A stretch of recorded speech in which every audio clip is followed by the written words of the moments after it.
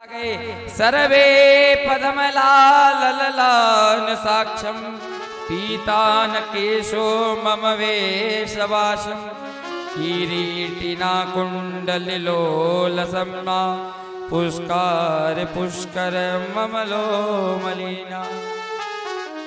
आज भगवान विष्णु के पार्षद दिव्य स्वरूप लेकर के आ गए और आकर के उन्होंने यम के दूतों को देखा, देख करके फटकार लगाई। बोले किस लिए आए हो तुम लोग यहाँ पर?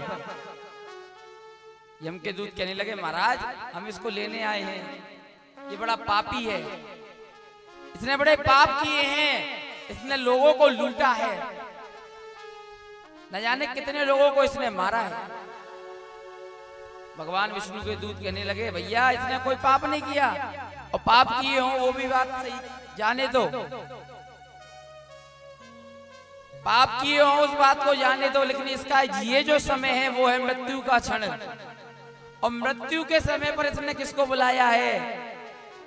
बोले महाराज किसको बुलाया है?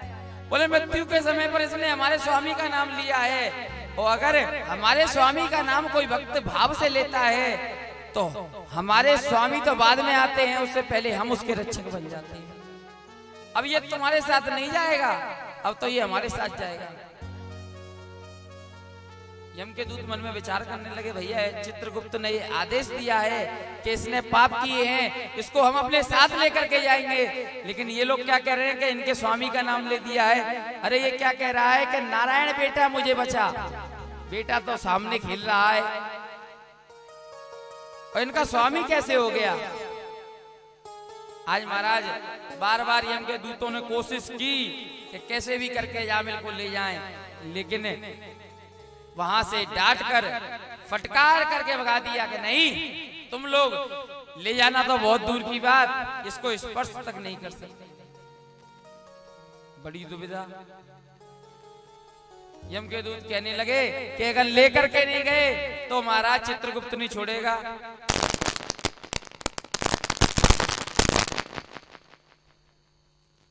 बोल वृंदावन बिहारी लाल की। यम के दूत मन में विचार कर रहे हैं कि अगर लेकर के नहीं गए तो चित्रगुप्त नहीं छोड़ेगा। वेदा प्रणेहितो धर्मो यद्धर्मास्तद्विद्रियता वेदो नारायणा साक्षात् यद्भूरिति सुश्रमा। आज फटकार को पाकर चले गए और जाकर के महाराज सीधे यमराज के चरणों में गिर गए। बोले महाराज क्षमा कर देना। बोले किस लिए? बोले आपने कहा है कि जो पाप करे उसे नरक में लेकर के आओ। आज एक बड़े पापी को हम पकड़ने गए तो वहां पर ना जाने कहां से एक विमान में बड़े सुंदर देवता स्वरूप लोग आ गए, दूत आ गए, और उन्होंने आकर के हमसे भला बुरा कहा, हमें फटकार करके भगा दिया। और वो लोग कहने लगे भैया के हम इसको अपने साथ लेकर के जाएंगे, ये हमारे साथ जाएगा। हमने कहा भैया आप लोग इसको अपने साथ क्यों ले जाओगे, इसने तो जीवन भर पाप किए हैं, तो ये नरक में जाएगा यमराज के पास और यातनाएं भोगेगा। लेकिन वो बार बार कह रहे थे कि अरे इसने हमारे स्वामी का नाम लिया, इसने हमारे स्वामी का ध्यान किया है, इसलिए इसको हम अपने साथ लेकर के जाएंगे। यमराज पूछने लगे भैया कौन सा ऐसा स्वामी है और कौन से स्वामी का नाम लिया है? बोले महाराज वो बड़ी जोर जोर से हमको देखकर चिल्लाने लगा नारा, और नारा जैसे ही बोला मुंह पे हाथ रख दिया। यमराज बोला भैया नहीं, बस नारायण नाम को यहाँ गलती से मत ले देना, वरना इस नाम को यदि यातनाएं भोग रहे पापियों के छिद्र के अंदर भी किसी राक्षस ने सुन लिया, माने किसी के कान के छेद के अंदर भी नर माने नारा शब्द चला गया, उसी समय वो सब मुक्त हो जाएंगे, ये पूरा का पूरा नरक खाली हो जाएगा। तो ये है नाम की महिमा। भगवान तो स्वयं अपने नाम की महिमा को नहीं जान सकते। आपको बताया था पहले दिन की कथा में कि एक बार राम नाम लेने से मुक्ति मिल जाती है, लेकिन ये तो बार बार नारायण नाम ले रहा है। तब बताया कि भगवान के नाम की महिमा है। गुरुणा चा लगुना चा गुरुणी चा लगुनी चा प्रायश्चित्तानि पापानम ज्ञातोतानि महर्षिभिः। जिस पर गुरु की कृपा हो जाती है, जो गुरु की महिमा को जान जाता है, वो भक्ति को जान जाता है और वो नारायण नाम की महिमा को जान जाता है। और यहाँ तो केवल हम गिने ही चुने लोग हैं जो नारायण नाम की महिमा को जानते हैं। कि स्वयंभो नारदा शंभो कुमारो कपिलो मनो प्रहलादो जनको भीष्मो बले वीर्ये ससे कीर्तये। बताया कि प्रहलाद, भीष्म और कपिल, परशुराम जी महाराज और जनक जी महाराज और भीष्म जी महाराज यही नाम की महिमा को जानते हैं। तभी तो पितामह भीष्म ने मरते समय कह दिया कि खड़े हो जाओ हंसते हुए, आपको देखकर प्राणांत करना चाहता है। क्यों? क्योंकि जो नाम की भक्ति को जानता है वही स्वर्ग जा सकता है। और नरक कौन जाते हैं पता है? जो भगवान के भक्तों को दुख पहुंचाते हैं, भगवान के भक्तों को कष्ट पहुंचाते हैं। लेकिन भागवत पांडाल के अंदर बैठे हुए एक भी भक्त इस बात को मन में विचार में मत लाना कि आप लोग नरक जाओगे। अरे आप सबने तो कथा सुनी है, आप सबने भगवान की महिमा को जाना है। अब आप लोग नरक नहीं जाओगे, आप सब जाओगे स्वर्ग। और नरक कौन जाएगा? जो आपकी चप्पलें चुरा कर ले जाएगा, जो आप लोगों को गलत, आपके प्रति गलत भाव रखेगा और जो आप लोगों को कष्ट पहुंचाने की सोचेगा, वो जाएगा नरक। कौन जाता है नरक? कि जिव्ये न भगवद गुणामृतेयम् चेता स्मृतिं तच्चरणारविन्दम् कृष्णाय नो नमनति चिरये कदापि तानान्यमतरो सनतात कृष्णा। बोले जो कभी जीव से भगवान का नाम ना ले, जो कभी भगवान को प्रणाम ना करे और महाराज चित्त को, अपने मन को कभी श्री बिहारी जी के चरणों में ना लगाए, जो रहे अकोला थोक में, रहे उधर थोक में राय, बैठा उधर थूक के अंदर है, उधर थोक के अंदर बैठकर भी जो वृंदावन बिहारी के मन में भाव ना लगाए, जो यहाँ के स्थान देवता घासी बाबा का दर्शन करने ना जाए और जो घासी बाबा को मन में ना लाए, वो नरक जाए। और जो घासी बाबा की जयकारे लगाए और जो घासी बाबा के नाम को गाए, वो कहाँ जाए? स्वर्ग जाए। बोल घासी बाबा की जय, वृंदावन बिहारी लाल की जय, हनुमान जी महाराज की जय। तो महाराज नरक वही जाते हैं। नरक के बारे में बताया तो आप लोग चिंता मत करो, जितने भी भागवत पांडाल के अंदर बैठे हैं उनकी गारंटी तो भागवत मंच से हम ले लेते हैं कि एक भी नरक नहीं जाएगा। वरना जो नहीं सुनते, जो नहीं प्रणाम करते, उनके लिए रोज बता रहे हैं कि पूर्व जन्म के पाप थे, प्रभु चर्चा ना सुहाए, और कछु होंगे कछु लड़ मरे और कछु वापस घर को, तो कुछ वापस घर की ओर चले जाते हैं। तो बोले बांके बिहारी लाल की।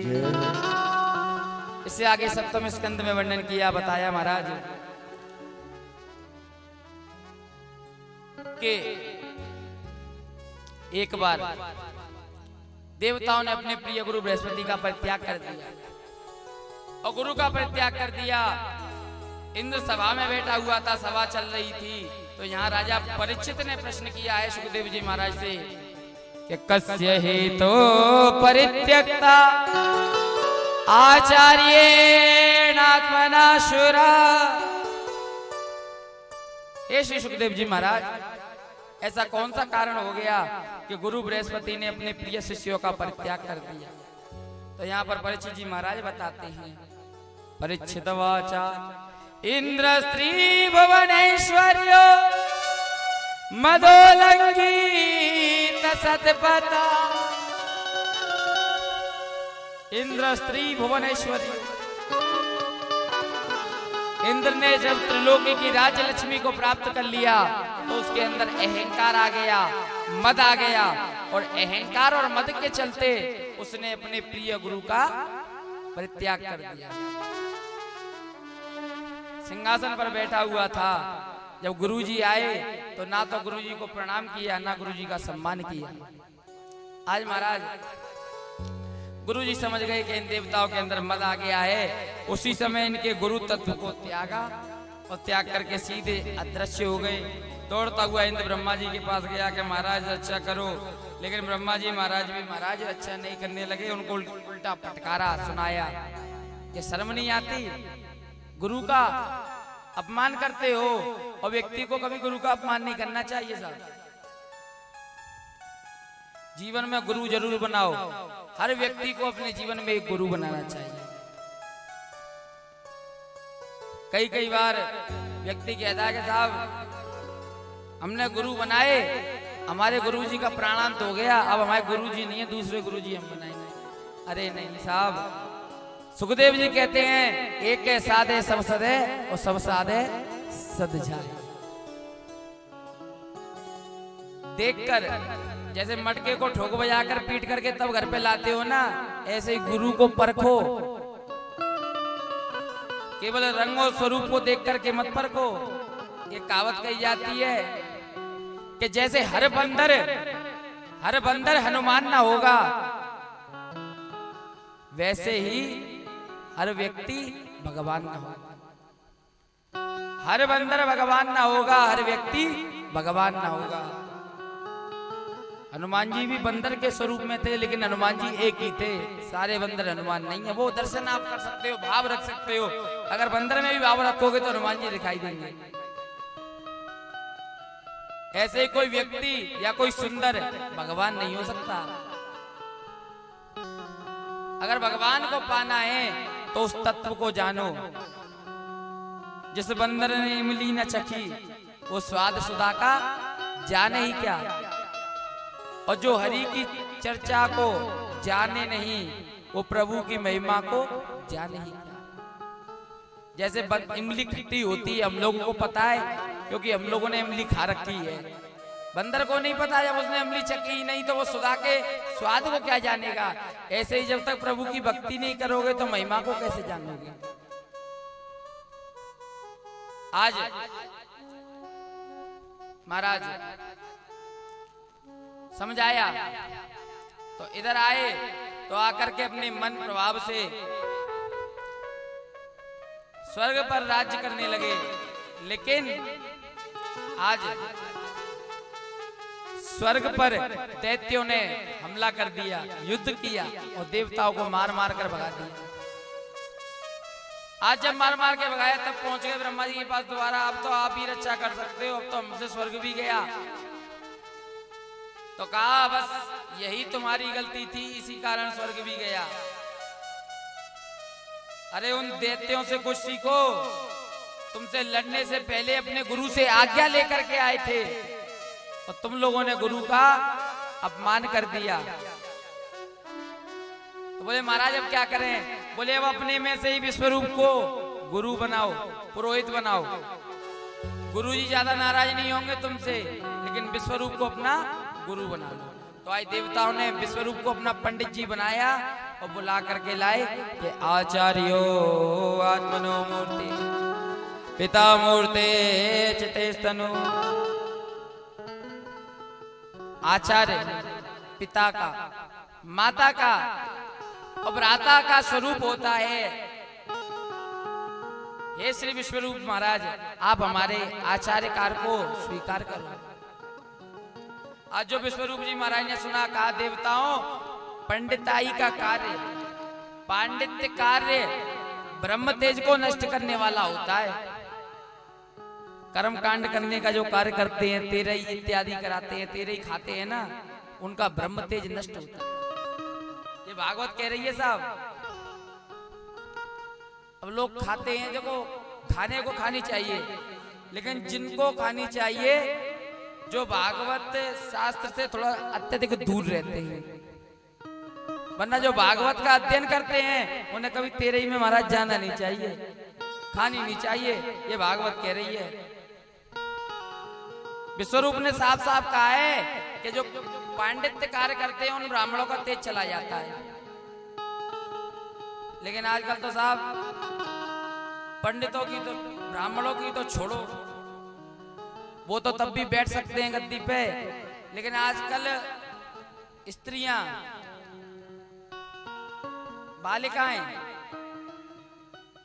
एक एक महीने में 4-4 कथाएं कर रही हैं, एक एक महीने में 4-4 कथाएं। लेकिन कहना नहीं चाहिए, एक धर्म है, रजस्वला धर्म आता है, उसमें भी कथाएं कर रही हैं। बताओ तो गद्दी कहां पवित्र रहेगी? निंदा किसी की मत करो। स्त्री हमारे लिए देवी है, उसे हम पूजेंगे। दुर्गा का स्वरूप है, लेकिन दुर्गा बन के रहे तो पूजेंगे साहब। सुन सकती है, सुनने के लिए किसी ने मना नहीं किया। भागवत के निरूपण में भी आपको बताया था, सुनने के लिए अधिकारी है स्त्री। क्यों? क्योंकि जिस समय व्यास जी महाराज लिख रहे थे ग्रंथों को, वेद को बना रहे थे, तो व्यास जी ने देखा कि शूद्र, स्त्री और जो गलत प्रवृत्ति के लोग होते हैं उनको कथा का और वेद का अधिकारी नहीं बताया गया। हाँ, लेकिन यदि भक्त बन करके आए, याचक बन करके आए, अपना कल्याण कराने की मन में इच्छा लेकर के आए तो सुन सकता है। अगर शूद्र भी, गलत व्यक्ति भी और स्त्री भी यदि मन में कल्याण की भावना को लेकर भागवत सुनने आए तो वो भागवत उसका कल्याण करेंगे। कहने का अधिकारी तो कहीं पे नहीं बताया, लेकिन कलयुग है। बोलबा के बिहारी लाल की। कलयुग के लिए तो यही कहा था, लोगों ने बहुत गाया भी है कि भगवान कहां सो रहा है और तेरी दुनिया में क्या हो रहा है। आजकल गाय को घर में कोई नहीं रखना चाहता, कुत्ते को बेड पर सुलाना चाहते हैं। अब जितना बोलो उतना कम है, लेकिन समझदारों के लिए इशारा काफी है। घनश्याम तेरी गैया मैया पत्तल चाटत है बाजारन में। झूठी पत्तलों को गाय चाट रही है और घर में महाराज बढ़िया ब्रेड और मक्खन खा रहा है कुत्ता। लेकिन कलयुग है। लेकिन गांव देहात के लोगों के लिए मैं ताली बजाना चाहूंगा व्यास मंच से कि गाय का पालन करते हैं, कुत्ते को लात मार के भगाते हैं। बोल बाके बिहारी लाल की जय। और चारवाटी में तो सब वैसे ही बढ़िया है साहब, खूब आनंद से रहते हैं, खूब भगवान का हम तो देख रहे हैं, खूब बढ़िया काम है साहब परीक्षित जी का। बोल वृंदावन बिहारी लाल की जय। बस एक ही कमी दिखाई देती है, कथा सुनने में थोड़ी कंजूसी करते हैं सब लोग। कथा सुनने में उधर के लोग कंजूसी कर रहे हैं। सरसों कट रही है, पर भाई सही बात है महाराज, वो भी एक भूमि माँ की सेवा कर रहे हैं। आलू खुद रहे हैं, सरसों कट रही है, वो काम भी जरूरी है, वो भी सेवा है। लेकिन ज्यादा नहीं तो 1 घंटा आधा घंटा निकालो, कथा में सब लोग आओ, क्योंकि 3 दिन की कथा और रह गई है। कथा में आने से आपका ही कल्याण होगा। तो विश्वरूप को पंडित बना लिया, विश्वरूप से कह दिया। अच्छा एक और बात बताऊं यहाँ पे आपको, आप कहोगे पंडित जी के बारे, कन्याओं के बारे में तो बोल दिया। भागवत पर बैठने का अधिकारी भी पता है किसको कहा था? उस दिन आपको बताया था, ब्राह्मण शब्द भी नहीं कहा, विप्र कहा गया है। विरक्तो वैष्णवा विप्र। जन्म से बालक ब्राह्मण कुल में जन्म लेकर के ब्राह्मण तो बन जाता है, लेकिन गद्दी पर बैठने का अधिकारी तब बनता है जब उसके गले में जनेऊ पड़ जाता है, द्विपायन संस्कार हो जाता है। द्विपायन संस्कार का मतलब दूसरा जन्म। माता पिता के माध्यम से जन्म लेकर के ब्राह्मण बनकर आया, लेकिन जब गुरुओं की कृपा से गले में जनेऊ डल गया, गायत्री मंत्र मिल गया, तो अब वो ब्राह्मण नहीं रहा, उसका दूसरा जन्म हो गया, वो बन गया विप्र। तो भागवत ने अधिकारी विप्र को कहा है, वरना ब्राह्मण तो जन्म से होता है व्यक्ति, लेकिन अपने मन और आचरण से जैसे व्यक्ति संत बनता है वैसे ही विप्र बनता है। तो विप्र ही अधिकारी है। तो बोले ब्राह्मण भगवान की। आप सबके लिए क्षत्रियो महाराज, आज के समय कलयुग में अगर कोई भगवान को, भगवान ने स्वयं ब्राह्मणों को पूजा है। कहते हैं ना कि पूजिए विप्र, विप्र को ऐसे को पूजो जिसके अंदर कोई गुण ना हो। क्यों? आजकल लोग कहते हैं हम पंडित जी के पैर छू रहे हैं, पंडित जी कैसे हैं? उनके गुण को आप मत देखो, आप तो उनके स्वरूप को पूजो। क्यों? क्योंकि आप उनके स्वरूप को पूजोगे तो भगवान आप पर कृपा करेंगे। अब दान देते हो किसी को, दान के बारे में भी आपको हम रोज कथा में ऐसी एक नई चीज बता के जा रहे हैं आपको, जो आपके लिए कल्याणकारी है। अगर सुन रहे होगे ध्यान से तो सबको पता है, जो लोग सुन रहे हैं उनको पता है कि हम रोज क्या क्या बात बता करके जा रहे हैं, उनको जीवन में उतारोगे तो कल्याण ही होगा। तो गुरु बनाया और गुरु से कहा महाराज आप पूजन करिए। तो गुरु जी ने यहाँ पर भागवत में 7वें स्कंद में सुंदर ज्ञान उपदेश प्रदान किया, नारायण कवच सुना दिया। और नारायण कवच का जब फूंक लगा करके सब देवताओं को प्रदान कर दिया, तो आज महाराज जाकर के देवताओं ने दैत्यों पर चढ़ाई की और दैत्यों को मार मार के वहां से भगा दिया और फिर से राजा बन गया। हरे रविज्ञा मम सर्वरक्षा न्यास्ताग्निपदमाष्टगुडोष्टबाहो दरारि चामासि गदेषु चापा पाषाणददानोष्टगुडोष्टबाहो। जल में, स्थल में, वायु आकाश में विराजमान श्री वृंदावन बिहारी मेरी रक्षा करे। प्राणों में संकट आने के समय वामन स्वरूप धारण करके नन्हे से बटक वामन मेरी रक्षा करे। हर स्थान पर दुख आने पर बिहारी जी श्री ठाकुर जी स्वयं मेरी ढाल बनकर मेरी रक्षा करें। ये नारायण कवच ऐसा कवच है कि यदि त्रिकाल संध्या करने वाले व्यक्ति से इसका झाड़ा लगवा लो तो महाराज सारे डॉक्टर मना कर दें, वे बीमारी भी ठीक हो जाती है। आज एक दिन देवताओं के मन में विचार आया, भैया चलो चल करके अपने गुरु जी के दर्शन कर आवे। जिन गुरु की कृपा से हमको ये स्वर्ग फिर से मिलो, चलो उनके दर्शन कर लें। लेकिन विश्वरूप जी महाराज के साथ एक महाराज बहुत बड़ी एक ऐसी स्थिति उत्पन्न हो गई थी कि उन्होंने भी महाराज एक छोटी सी गलती की। पंडित जी तो बन गए देवताओं के, लेकिन साथ साथ चोरी छुपके पुरोहिती का कार्य करने लगे दैत्यों का।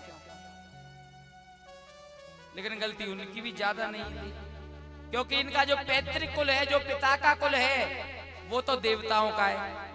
विश्वरूप के पिता देवता हैं और माता है दैत्य। तो इस नाते सारे दैत्य लगे मामा।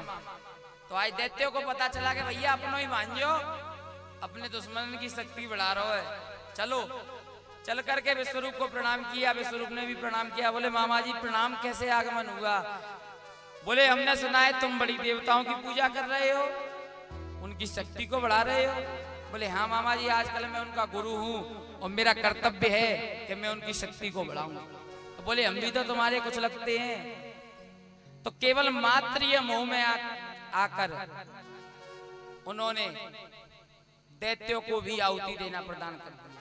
दैत्यों की पूजा करते हैं। लेकिन एक दिन इंद्र जब अपने सारे देवताओं को लेकर दर्शन करने आया तो उन्होंने एक चीज देखी कि महाराज ऊंचे ऊंचे सुर में तो हमारे देवताओं की आहुति दी जा रही है, लेकिन पीछे से धीरे धीरे शांति से केवल मात्र नीची धुनी में दैत्यों को भी ये आहुति दे रहे हैं। इंद्र घबरा गया, क्रोधित हो गया कि हमारे साथ साथ हमारे शत्रु की भी शक्ति बढ़ा रहे हैं। उसी समय वज्र को निकाला और वज्र को निकाल करके विश्वरूप के सिर को धड़ से अलग कर दिया। विश्वरूप के 3 सिर थे, तीनों सिरों को काट दिया। और आज जब तीनों सिर कट गए तो इंद्र पे लग गई ब्रह्महत्या। क्यों? क्योंकि पंडित जी थे, पुरोहित बना लिए थे, और यदि ब्राह्मण की हत्या करोगे तो लगेगी साहब ब्रह्महत्या। अब बड़ी दुविधा। इंद्र को अब इंद्रासन पर बैठने की जो शक्ति प्राप्त थी वो अब खत्म। सारे देवता मन में विचार करने लगे भैया क्या किया जाए। तब संतों ने बताया इसका उपाय कि कोई 4 व्यक्ति तुम्हारी इस ब्रह्महत्या को ले लें तो फिर तुम गद्दी पे बैठ सकते हो। तो 4 लोग आगे आए, उन्होंने ब्रह्महत्या को लिया। सबसे पहले आई पृथ्वी मैया। पृथ्वी मैया में जहां पर लाल मट्टी दिखाई देती है उसको स्पर्श नहीं करना चाहिए, वो है ऊखल भूमि। उस ऊखल भूमि को कहा जाता है ब्रह्महत्या। और इंद्र ने एक कंडीशन लगा दी, जो मेरी ब्रह्महत्या को लेगा उसे मैं एक वरदान दूंगा। लाल मट्टी दिखाई देती है पृथ्वी में, वो है ब्रह्मत्या। लेकिन इंद्र ने वरदान ये दे दिया कि तुम सदैव हरी भरी रहोगी। कहीं भी खेतों में गड्ढा खोद देना और खोद कर डाल देना, साल 6 महीने बाद तुम्हें भरना नहीं पड़ेगा, अपने आप भर जाएगा। दूसरे नंबर पे आए वृक्ष। वृक्षों में जो गोंद दिखाई देता है ना साहब, गोंद आता है कभी कभी, वो गोंद है ब्रह्मत्या। कई लोग उसको खाते हैं, खाना नहीं चाहिए, वो ब्रह्मत्या है। और वरदान जो है वो ये है कि बिना जड़ से उखाड़े कभी तुम्हें कोई काट देगा तो महाराज वहां तुम पर दवाई इत्यादि का प्रयोग, औषधि इत्यादि का प्रयोग नहीं करना पड़ेगा। तुम पुनः अपने आप हरे भरे हो जाओगे। तो पेड़ को जड़ से उखाड़ोगे तो नष्ट होगा, यदि टहनी को तोड़ोगे काटोगे तो अपने आप उग जाएगी। तीसरे स्थान पर वरुण देवता जल। जल में काई के रूप में ब्रह्मत्या दिखाई देती है, जो हरी हरी काई आ जाती है वो है ब्रह्मत्या। और वरदान जल को ये प्राप्त है कि तुम किसी भी चीज में मिल जाओ, तो किसी भी वस्तु में मिल जाओ तो उसके स्वरूप को नहीं बिगाड़ोगे। और चौथे स्थान पर आई स्त्रियां। केवल इसी दोष के कारण गद्दी पे बैठने की अधिकारी नहीं है। कई बार तो कह देती हैं कि साहब पार्वती मैया ने कथा सुनी, कथा करी, इसलिए हम भी कथा करेंगे। पार्वती जी ने भागवत पढ़ी थी, लेकिन पार्वती जी कहाँ, साक्षात देवी का स्वरूप। और ये रजोवती धर्म कब आया? अब जब इंद्र को ब्रह्मत्या लगी। बोलबा के बिहारी लाल की, काशी बाबा की जय हो। तो महाराज स्त्रियां आगे आई तो स्त्रियों को ब्रह्मत्या जो मिली वो है रजस्वला जो धर्म है, जिसको ऋतु धर्म भी कहा जाता है, वो है ब्रह्मत्या। और इसके बाद वरदान इनको प्राप्त हुआ कि इसके उपरांत तुम सुंदर वंश को आगे बढ़ाओगी, गर्भ धारण करोगी। वरना पहले मन से पुत्र उत्पन्न हुआ करते थे, मन से बालक उत्पन्न हो जाते थे। ब्रह्मत्या के बाद ही स्त्रियों ने गर्भ धारण करना प्रारंभ किया। पुलबा के बिहारी लाल। आज जैसे ही विश्वरूप के पिता त्वष्टा को पता चला कि मेरे पुत्र की हत्या इंद्र ने कर दी है, तो मन में विचार करने लगे कि ये इंद्र अपने आप को क्या समझता है। होगा भले ही देवता, लेकिन इसने मेरे पुत्र का वध किया है, तो इसलिए मैं इसको जीवित नहीं छोड़ूंगा। आज यज्ञ कराया, यज्ञ में ब्राह्मणों से कह दिया कि ऐसी आहुति देना कि इंद्र को मारने वाला पैदा हो जाए। लेकिन केवल एक मात्रा की गलती के कारण मारने वाले की जगह इंद्र के हाथों मरने वाला उत्पन्न हो गया। आज जैसे ही उसने जन्म लिया, जन्म लेते ही महाराज आए तो वो देखते ही देखते बढ़ने लगा, विकराल स्वरूप धारण कर लिया। तो उसका नाम रख दिया वृत्रासुर। वृत्रासुर नाम रखा गया। और वृत्रासुर महाराज रणभूमि में युद्ध करने के लिए आया, सारे के सारे देवता भाग गए। इंद्र आया, इंद्र ने महाराज जैसे ही आकर के युद्ध की तैयारी की, उसी समय वृत्रासुर ने एक प्रहार किया। इंद्र तो बच गया, लेकिन इंद्र का जो हाथी है ऐरावत, उसके ऊपर जैसे ही महाराज वह प्रहार पड़ा, महाराज वो रक्त से लाल हो गया। लेकिन इंद्र ने उसी समय अपने अमृतस्रवी हाथ को स्पर्श करा करके उसे जीवित किया और दौड़ करके पहुंच गए ब्रह्मा जी के पास। बोले ब्रह्मा जी महाराज रक्षा करो। बोले अब क्या होगा? बोले ये तो वो मार ही डालेगा। तो बोले भैया क्या किया जाए? बोले चलो नारायण भगवान के पास, अब तो वही कुछ बताएंगे। तो नारायण भगवान के पास गए तो नारायण भगवान ने कह दिया कि आप लोग जाइए और जाकर के दधीची ऋषि से प्रार्थना करो। दधीची ऋषि अपने हड्डियों को आपको दें तो विश्वकर्मा के द्वारा वज्र तैयार करवाओ। दधीची ऋषि के पास आए। दधीची ऋषि ने पहले तो महाराज मना कर दिया कि देवताओं आप लोग तो आ गए हड्डियों को मांगने के लिए, लेकिन किसी व्यक्ति को अपने प्राणों का देना सरल बात नहीं है। एक बार को अगर ऊपर बैठे नारायण भी आकर किसी व्यक्ति से कहते हैं कि हमें अपने प्राण दे दो, तो देने का सक्षम व्यक्ति नहीं करेगा। लेकिन जगत के कल्याण के लिए, प्रभु के कार्य के लिए आप मेरे शरीर को मांग रहे हो तो मैं अवश्य दूंगा। योग बल से अपने शरीर को महाराज शांत कर दिया। विश्वकर्मा ने एक वज्र तैयार किया, दजीची ऋषि की हड्डियों से बना था गांडीव धनुष। आज उस वज्र को लेकर के इंद्र जैसे ही आया है युद्ध करने के लिए। महाराज युद्ध तो बाद में करता, लेकिन वृत्तासुर ने जैसे ही युद्ध भूमि में इंद्र को बैठे हुए आसन पर देखा तो ध्यान उससे तो हट गया, लेकिन भगवान की ओर ध्यान चला गया।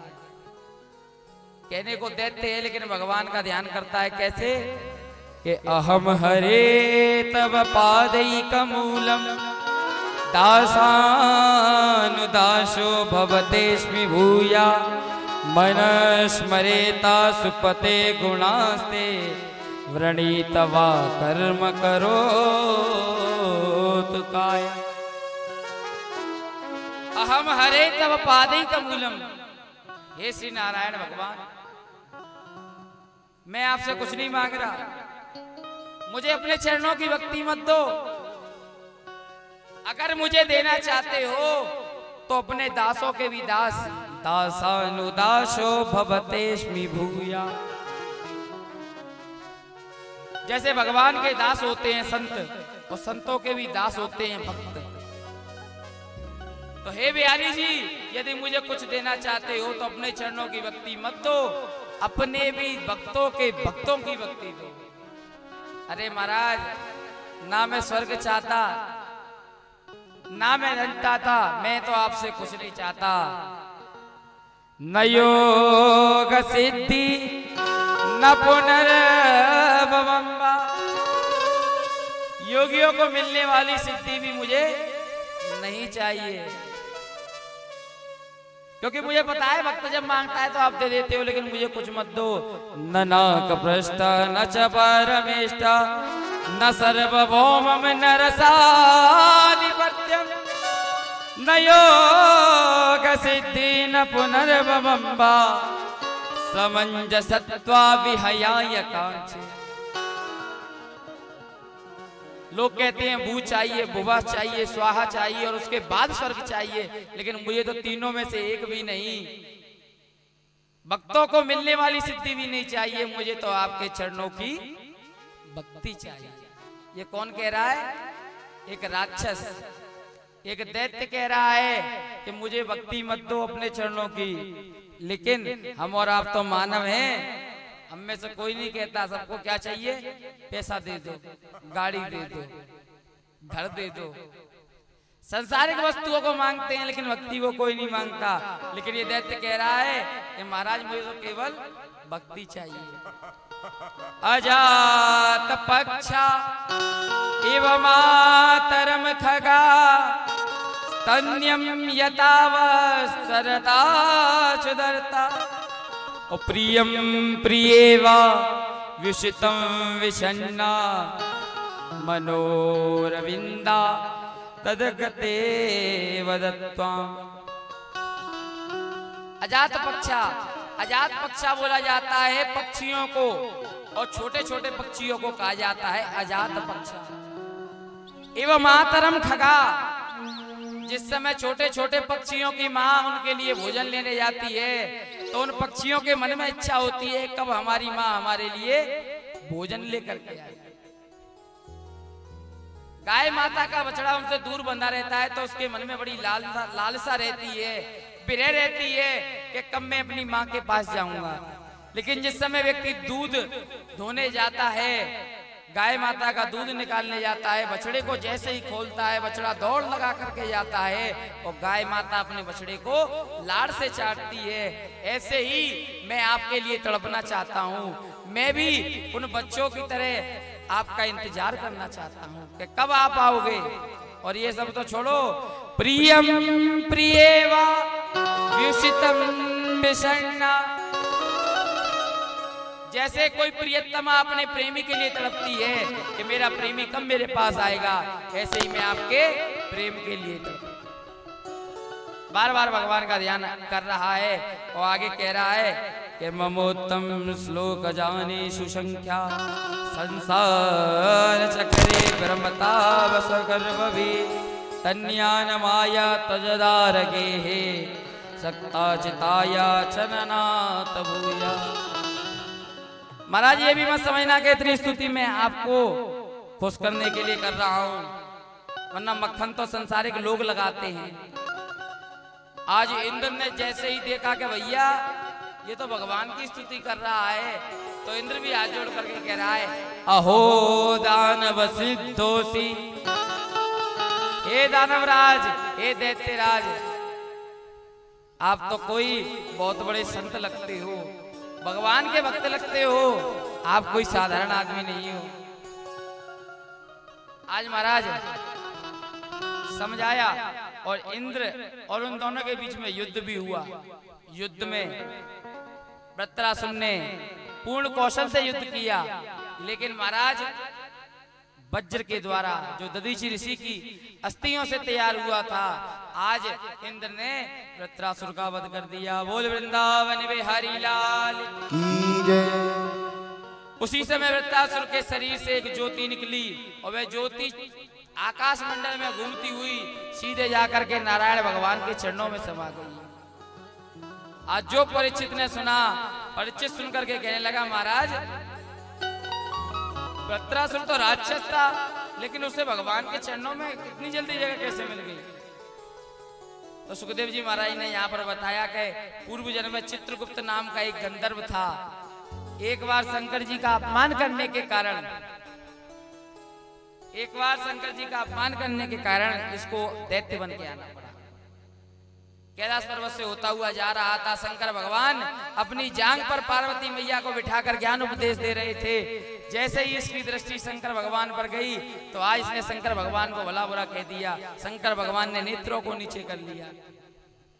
पार्वती ने इतने क्रोध में आवेश में आकर के कहा जिनकी पूजा सारा संसार करता है, आशुदेव कहकर जिनको सारा विश्व पूजता है, वो तो केवल भोले हैं, इसलिए तुमसे कुछ नहीं बोले। जाओ मैं तुमको श्राप देती हूँ कि तुम राक्षस योनि में चले जाओ। गंधर्व होने का बड़ा अहंकार है तुझको। आज उस चित्रगुप्त नाम के गंधर्व ने पार्वती मैया से हाथ जोड़ करके कहा देवी मैं आपके श्राप को स्वीकार तो करूंगा,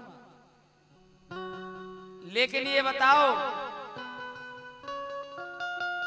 शंकर जी ने नेत्रों को झुका रखा है, आप शंकर भगवान से इसी के बारे में चर्चा कर लेना। एक धर्मज्ञ व्यक्ति को इस प्रकार एक स्त्री को जांग पर बैठा करके ज्ञान उपदेश देना सौभाग्यवान नहीं है। आज वही चित्रकेतु वृत्रासुर नाम का राक्षस बन करके आया, लेकिन पूर्व जन्म की भक्ति के कारण उसको भगवान के चरण की प्राप्ति हुई। बोल वृंदावन बिहारी लाल की जय। इससे आगे वर्णन किया प्रहलाद जी के वर्णन का, चरित्र का। आइए एक भजन का आनंद ले लें, उसके बाद प्रहलाद जी पर दृष्टि डालेंगे, फिर उसके बाद वामन अवतार, राम अवतार और कृष्ण। मेरे सिर पर रख दो भगवान अपने ये दोनों हाथ, और देना हो तो दीजिए जन्म जन्म का साथ, और देना हो तो दीजिए जन्म जन्म का साथ। मेरे सिर पर रख दो भगवान, मेरे सिर पर रख दो गुरुवर अपने ये दोनों हाथ, देना हो तो दीजिए जन्म जन्म का साथ, देना हो तो दीजिए जन्म जन्म का साथ, और देना हो तो दीजिए जन्म जन्म का साथ, देना हो तो दीजिए जन्म जन्म का साथ। ये हरि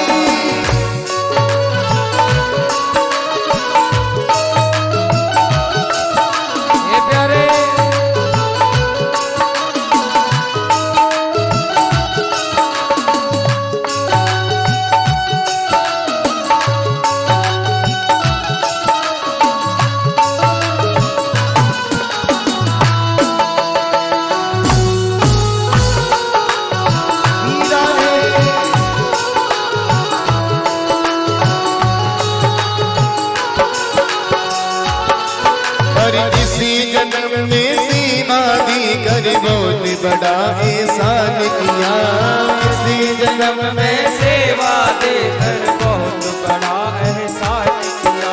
अरे तू ही साची तू ही खिवैया, मैंने तुझे पहचान लिया। तू ही साथी तू ही खिवैया, मैंने तुझे पहचान लिया। हम साथी रहे जन्मों तक, हम साथी रहे जन्मों तक, बस रखना इतनी बात, देना हो तो दीजिए जन्म जन्म का साथ, देना हो तो दीजिए जन्म जन्म का साथ। हरिलाल की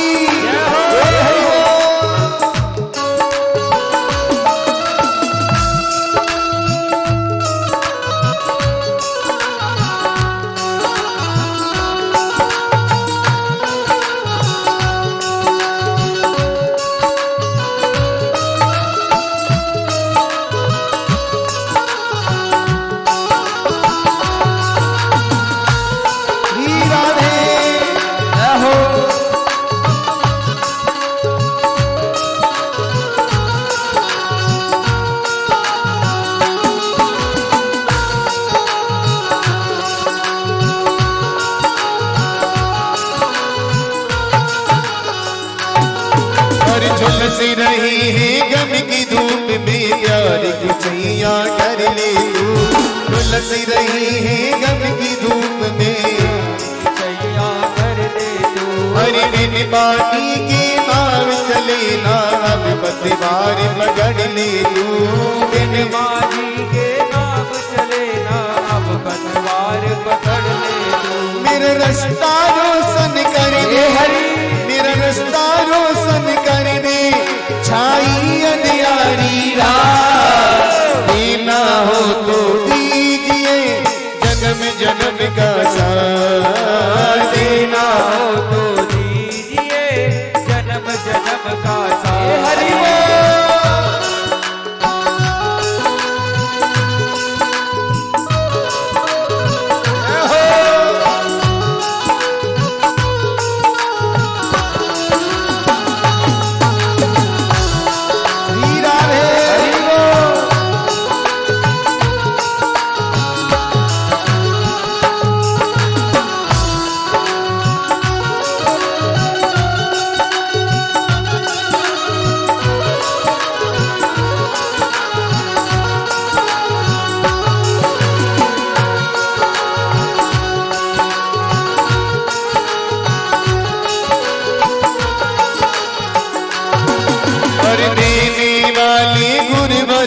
तो धन और दौलत क्या मांगे, देने वाले गुरुवर हो तो धन और दौलत क्या मांगे।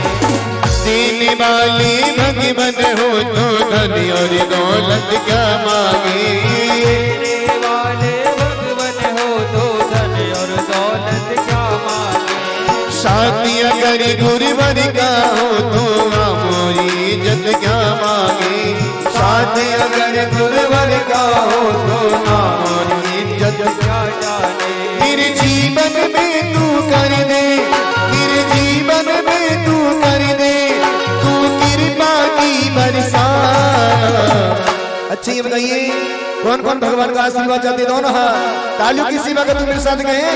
और देना हो तो दीजिए जन्म जन्म का साथ, देना हो तो दीजिए जन्म जन्म का साथ। मेरे सिर पर रंग दो भगवान, मेरे सिर पर रंग दो गुरुवर, अपने दोनों हाथ, देना देना देना हो तो दीजिए जन्म जन्म का साथ, देना हो तो दीजिए जन्म जन्म का साथ। अरे देना हो तो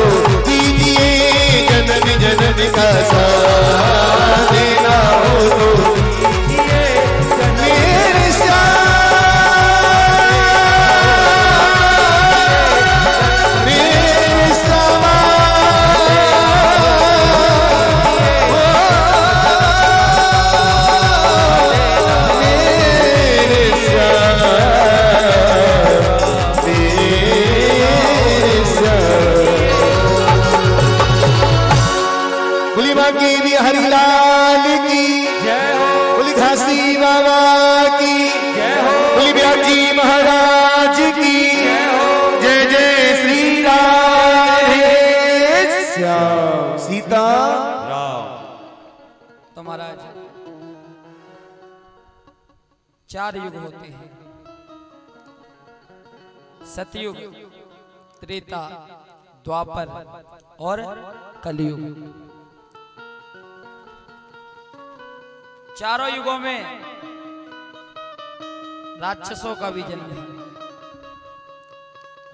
सतयुग का राक्षस है हिरण्याक्ष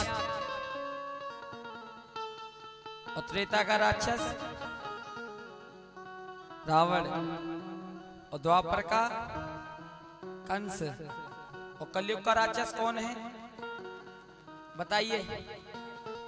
हैं? कलयुग का राक्षस कौन है?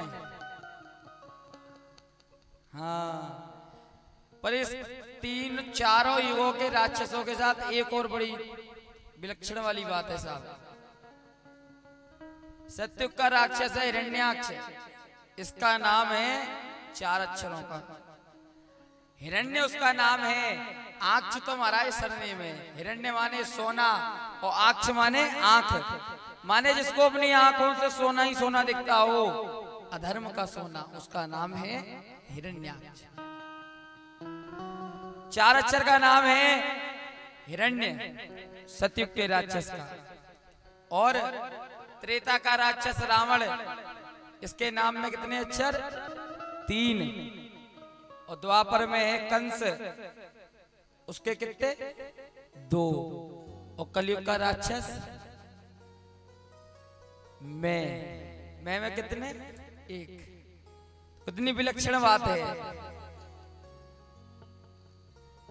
हिरण्याक्ष का भाई हिरण्यकश्यपु, हिरण्यकश्यपु का अर्थ हिरण्य माने सोना, कश्यपु बोलते हैं तकिए को। एक भाई को आंखों से सोना दिखता है और एक भाई को ये इच्छा होती है कि मैं एक सोने का तकिया बनाऊं और उस पर मैं ही सो जाऊं। माने जो अपने आप को ही स्वयं नारायण समझता है। उसे इसने देखा कि बराह भगवान ने इसके भाई का प्राणांत कर दिया है, अब तो महाराज बड़ा ही क्रोधित हो गया। उसी दिन से नारायण भगवान को अपना सबसे बड़ा शत्रु बना लिया हिरण्यकश्यप ने। घर से निकला तपस्या करने के लिए, जाऊंगा या करके अमर होकर आऊंगा। आज अमर होने की मन में इच्छा लेकर तपस्या करने के लिए चला गया हिमालय पर। इधर इंद्र को जब पता चला, नारायण भगवान का भजन करना तो प्रारंभ कर ही दिया इंद्र ने कि भैया अब तो वही रक्षा करेंगे। लेकिन एक भाव बात में ये उत्पन्न हो गया कि नारायण भगवान से तो बाद में लड़ेगा, पहले हम देवताओं से आकर लड़ेगा। और अमर हो गया तो हमें नहीं छोड़ेगा, क्योंकि उसे पता है,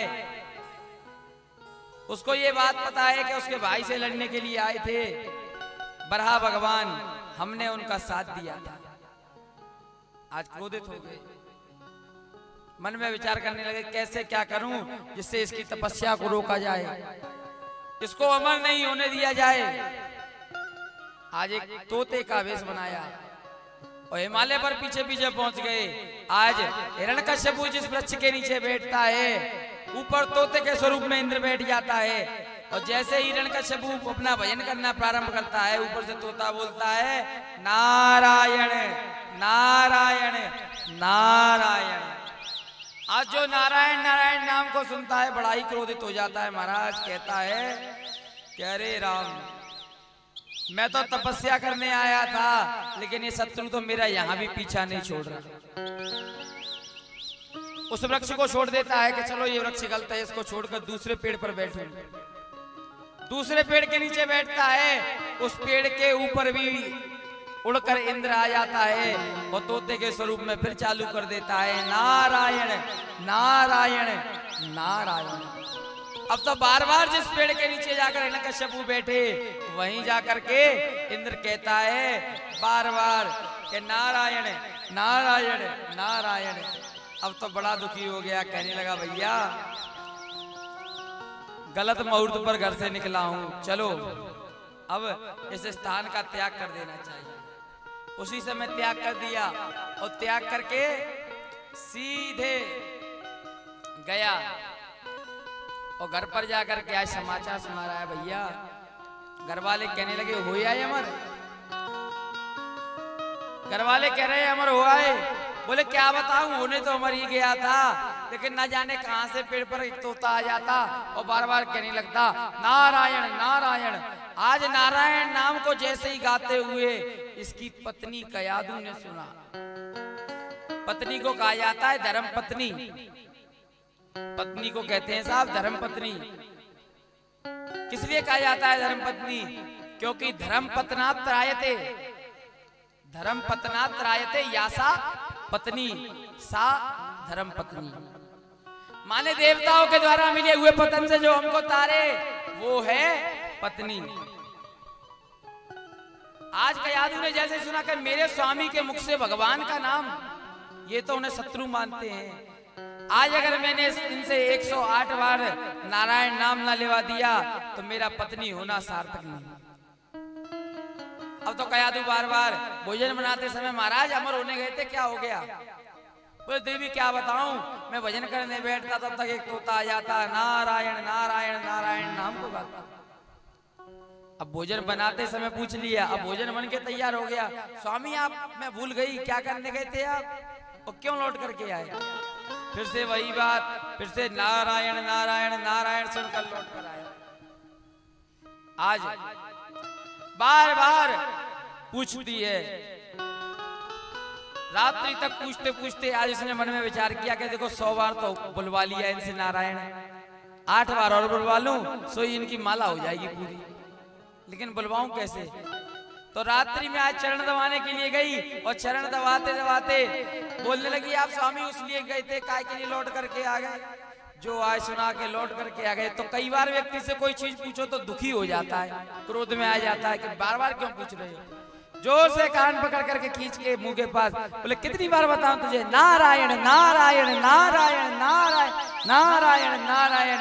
और जो 8 बार नारायण नाम को लिया तो आज 108 बार नारायण नाम हो गया। बोले नारायण भगवान की जय।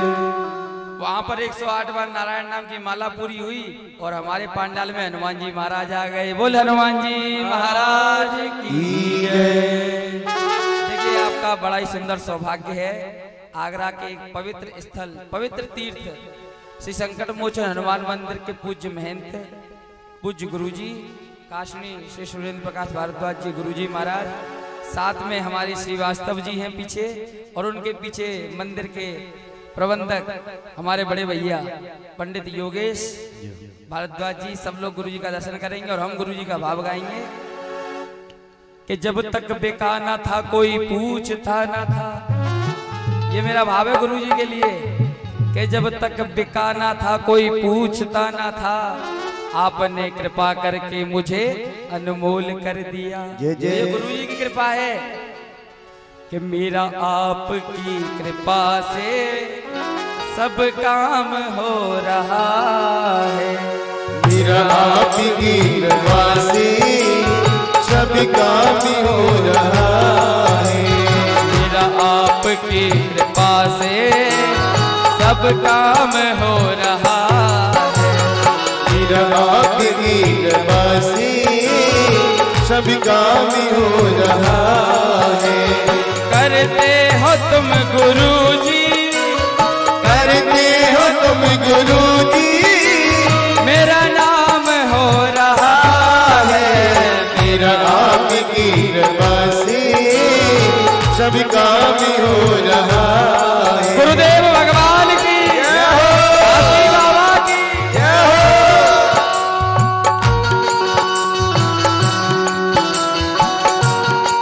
श्री राधे।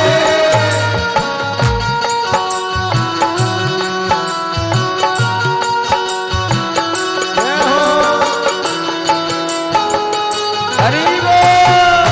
बोले सतगुरुदेव भगवान की।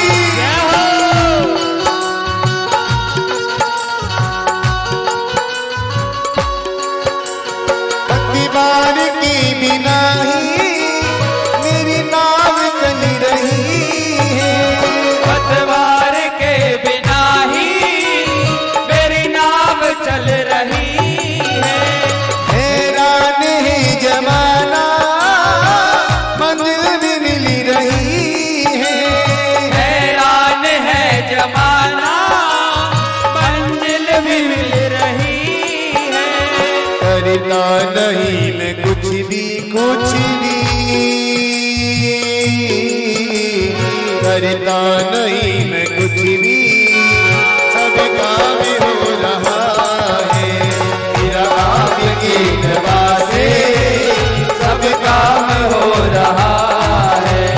करते हो तुम कन्हैया, करते हो तुम कन्हैया, मेरा काम हो रहा है मेरा आपकी कृपा से, सब काम हो रहा है मेरा आपकी कृपा से, सब काम हो रहा है।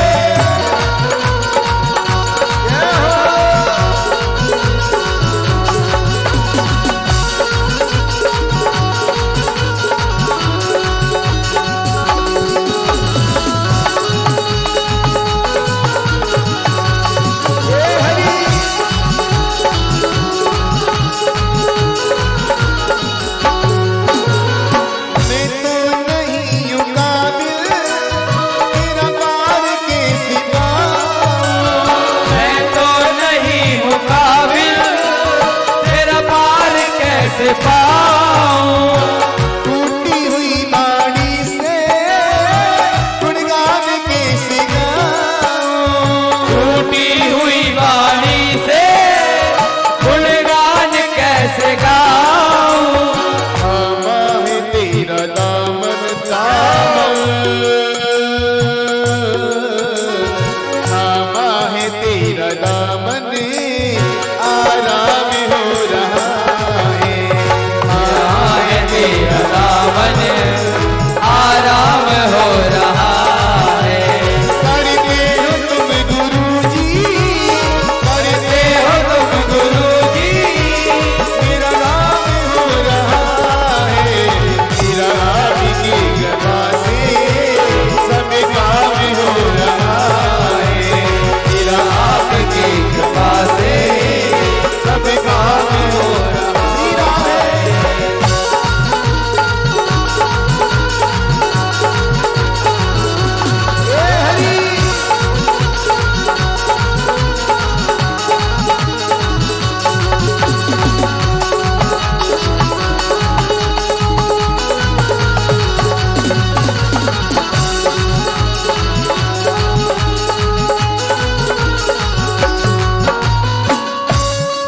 और गुरुजी आए हैं, ये भाव गुरुजी के लिए गाता हूँ मैं, एक ही लाइन गाता हूँ इस भजन में, और वो गुरुजी के लिए।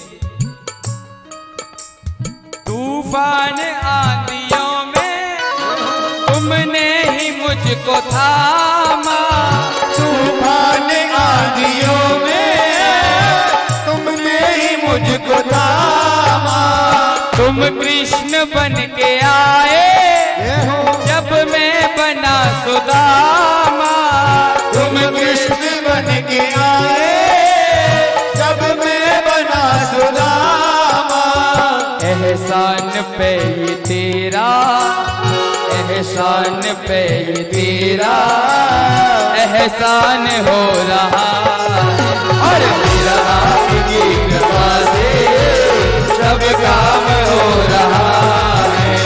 मेरा आपकी कृपा से सब काम हो रहा है।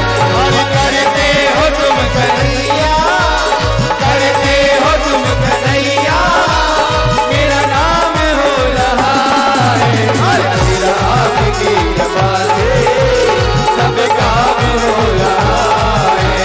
मेरा आपकी कृपा से सब काम हो रहा है। और करते हो तुम कन्हैया, करते हो तुम कन्हैया, मेरा काम हो रहा है। और मेरा आपकी कृपा हरि बोल। सब काम हो रहा है मेरा आपकी कृपा से सब काम हो रहा है। और सब काम हो रहा है और सब काम हो रहा है। सब काम हो रहा है। मेरे श्यामा, मेरे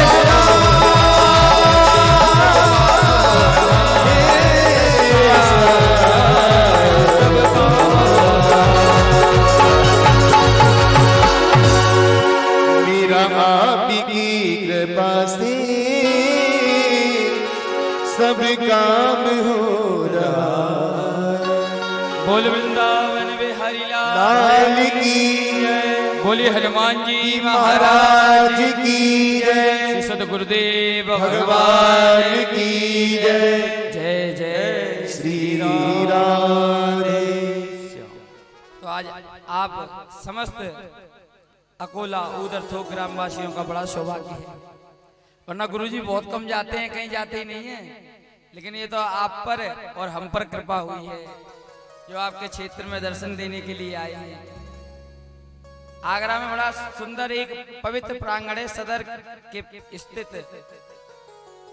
वहाँ गुरुजी का एक पावन धाम जहाँ पर हनुमान जी महाराज के नन्हे से बाल स्वरूप में विराजमान हैं, उनको गुरुजी महाराज ने अपने लाड़ प्यार से इतना सिद्ध कर रखा है मानो हनुमान जी महाराज साक्षात वहीं बैठे हुए हैं। वहां से आज तक कोई खाली नहीं आया है, ये प्रमाण आपको हम देंगे। कैंसर तक के मरीज गुरुजी के हाथ की एक बोतल पानी से ठीक हो जाते हैं। ये गुरुजी की और गुरुजी के हनुमान जी महाराज की कृपा है। और आज आपके सामने हम भी बैठे हुए हैं, तो हमको भी यहाँ तक पहुँचाने वाले गुरुजी हैं। मंदिर पे पहली कथा कराई थी गुरुजी ने, और फिर वहां से हमने ये हमारा पथ प्रारंभ हुआ, जिसको हम एक नाम दे सकते हैं भक्ति का पथ। माने एक पथ गोवर्धन की परिक्रमा व्यक्ति जब लगाता है, जिस समय गिरिराज जी की परिक्रमा हम लोग लगाते हैं तो आप लोग देखते होंगे वहां जगह जगह बोर्ड लगे रहते हैं कि आपने इतना पड़ाव पूरा कर लिया, आगे इतना पड़ाव शेष। ऐसे ही एक गुरुजी ने अपने मंदिर से अपना आशीर्वाद दे करके हमारा भक्ति का पथ प्रारंभ कराया। पहली कथा गुरुजी ने कराई और वहां से वो पथ प्रारंभ हुआ, और प्रारंभ होते हुए महाराज चल रहा है, निरंतर आज भी चल रहा है। और उसके बीच में ही माने पथ अभी पूरा भी नहीं होने वाला था, एक चरण भी पूरा नहीं हुआ था, उसी बीच एक कथा और कराई गुरुजी ने अपने मंदिर पे। इसलिए गुरुजी का बार बार स्वागत करो। आज आपके सामने व्यास जी बैठे हैं, तो व्यास जी को इस योग्य बनाने वाले भी गुरुजी। मंदिर पर जो कथा हमने बताई थी ना कि हनुमान जी के मंदिर पर एक कथा करते हैं, वो हमारे गुरुजी के मंदिर पर कथा होती है। क्योंकि मुझे तो कोई जानता ही नहीं था, मुझे नाम नहीं चाहिए, मुझे नाम नहीं चाहिए, मुझे बेनाम रहने दो। मेरे गुरुजी मेरे हनुमान जी महाराज मुझे तो अपने चरणों का गुलाम रहने। जय जय। व्यक्ति पैसा बहुत कमा सकता है, गवा सकता है, लेकिन नाम एक बार मिलता है, और गुरुजी ने खूब नाम कर दिया साहब। पहले तो जहाँ रहते थे वहां कोई नहीं जानता था, लेकिन जहाँ कथा करके आते हैं आज वहां उसके पड़ोसी अड़ोसी सब जानते हैं। आपको लगता होगा व्यास जी की उम्र ना जाने कितनी होगी, 98 का जन्म है मेरा, 98 का, लेकिन गुरुजी के आशीर्वाद से आज भागवत व्यास है। वही बात मैं आप लोगों से बार बार कह रहा हूँ, जब तक गुरु की शरण नहीं मिलेगी। सुंदर कांड भी कहता है, हनुमान जी महाराज ने भी कहा, अब मोए बाह भरोसे हनुमंता, बिन हरि कृपा मिले नहीं संता। तो आपको संत के दर्शन हुए हैं, सौभाग्यशाली हो आप सब लोग। और अब तो जितने भी शब्द प्रकट करूं तो महाराज 7 दिन की कथा कम पड़ जाएगी गुरु जी की महिमा को गाने में। तो गुरु जी की महिमा तो ऐसी है। आगरा के अंदर ऐसा नहीं कि केवल हमारे ऊपर, जो दरबार पर जाता है सबका काम बनता है। जिनके बच्चे नहीं है वो आज एक कार्यक्रम रखते हैं गुरुजी, एक बार बच्चों को झूला झुलाते हैं। जिनके 10-10 साल से बच्चे नहीं हुए थे, उनके गुरुजी की कृपा से और हनुमान जी की कृपा से बालक हो गए। तो ये महिमा है गुरुजी की। बोल बांके बिहारी लाल की जय। तो आज नारायण नाम की माला को करके जब हिरण्यकश्यपु और कयादु रात में सोए, तो आज उनके नारायण की माला के प्रभाव से उनके घर में भी एक भक्त आया। बोले प्रहलाद जी महाराज जी की जय। अब समय को देखते हुए लाला को भी लेकर के आना, इसलिए कथाओं का केवल चिंतन करेंगे और मनन करेंगे। प्रहलाद जी महाराज आए और उन्होंने महाराज आकर के गुरुजी के यहाँ आकर के खूब, पिता ने तो कहा कि असुरी विद्या सीखो, लेकिन असुरी विद्या नहीं सीखी। क्यों? क्योंकि गर्भ से ही भगवान के भजन को सीख करके आए, भगवान का भजन करते थे। आज महाराज पिताजी ने बुला करके समझाया, पूछा बेटा क्या सीखा? तो महाराज पिताजी को नर्मदा भक्ति का ज्ञान दे दिया। बोले पिताजी भगवान विष्णु का पूजन करो, सेवन दास की तरह भगवान की सेवा अर्चन वंदन ध्यान, माने जो इच्छा हो उस प्रकार से हर स्थान में हर इंद्रिय में नारायण को बिठा लो। और ये जो शरीर है ये तो व्यर्थ का है, ये किसी का साथ नहीं जाता। इसलिए पिताजी भगवान का भजन करो, नारायण का भजन करो। जो आज हिरण्यकश्यपु ने नारायण नाम को सुना क्रोधित हो गया महाराज कि मेरा ही बेटा मेरे शत्रु का नाम गा रहा है, उसे पूज रहा है। आज तो अपने सैनिकों को आदेश दे दिया, ले जाओ ले जा करके से मार दो। सैनिकों ने बड़े प्रयत्न किए महाराज, पहाड़ से बिकवाया, हाथी के चरणों से कुचलवाया, कई प्रयत्न किए, लेकिन महाराज मारने वाला है भगवान और बचाने वाला है भगवान। जब तक वो विधाता चाहेगा नहीं कोई हाथ नहीं लगा सकता, लेकिन जिस दिन वो विधाता चालेगा उस दिन कोई बचा नहीं सकता। आज बार बार यातनाओं को देखते हुए, बार बार प्रहलाद को ना मरते हुए देख करके हिरण्यकश्यप बड़ा दुखी था कि भैया मैंने इतने प्रयत्न किए लेकिन ये मरता ही नहीं है। दुखी बैठा हुआ था, इतने में उसकी बहन आई। आकर के बहन ने देखा कि आज मेरा भाई बड़ा चिंतित है। बोले भैया किस बात का दुख है? बोले क्या बताऊं, मेरा पुत्र ही मेरे शत्रु का वक्त बन गया है, मारने के प्रयत्न करता हूं मरता भी नहीं है।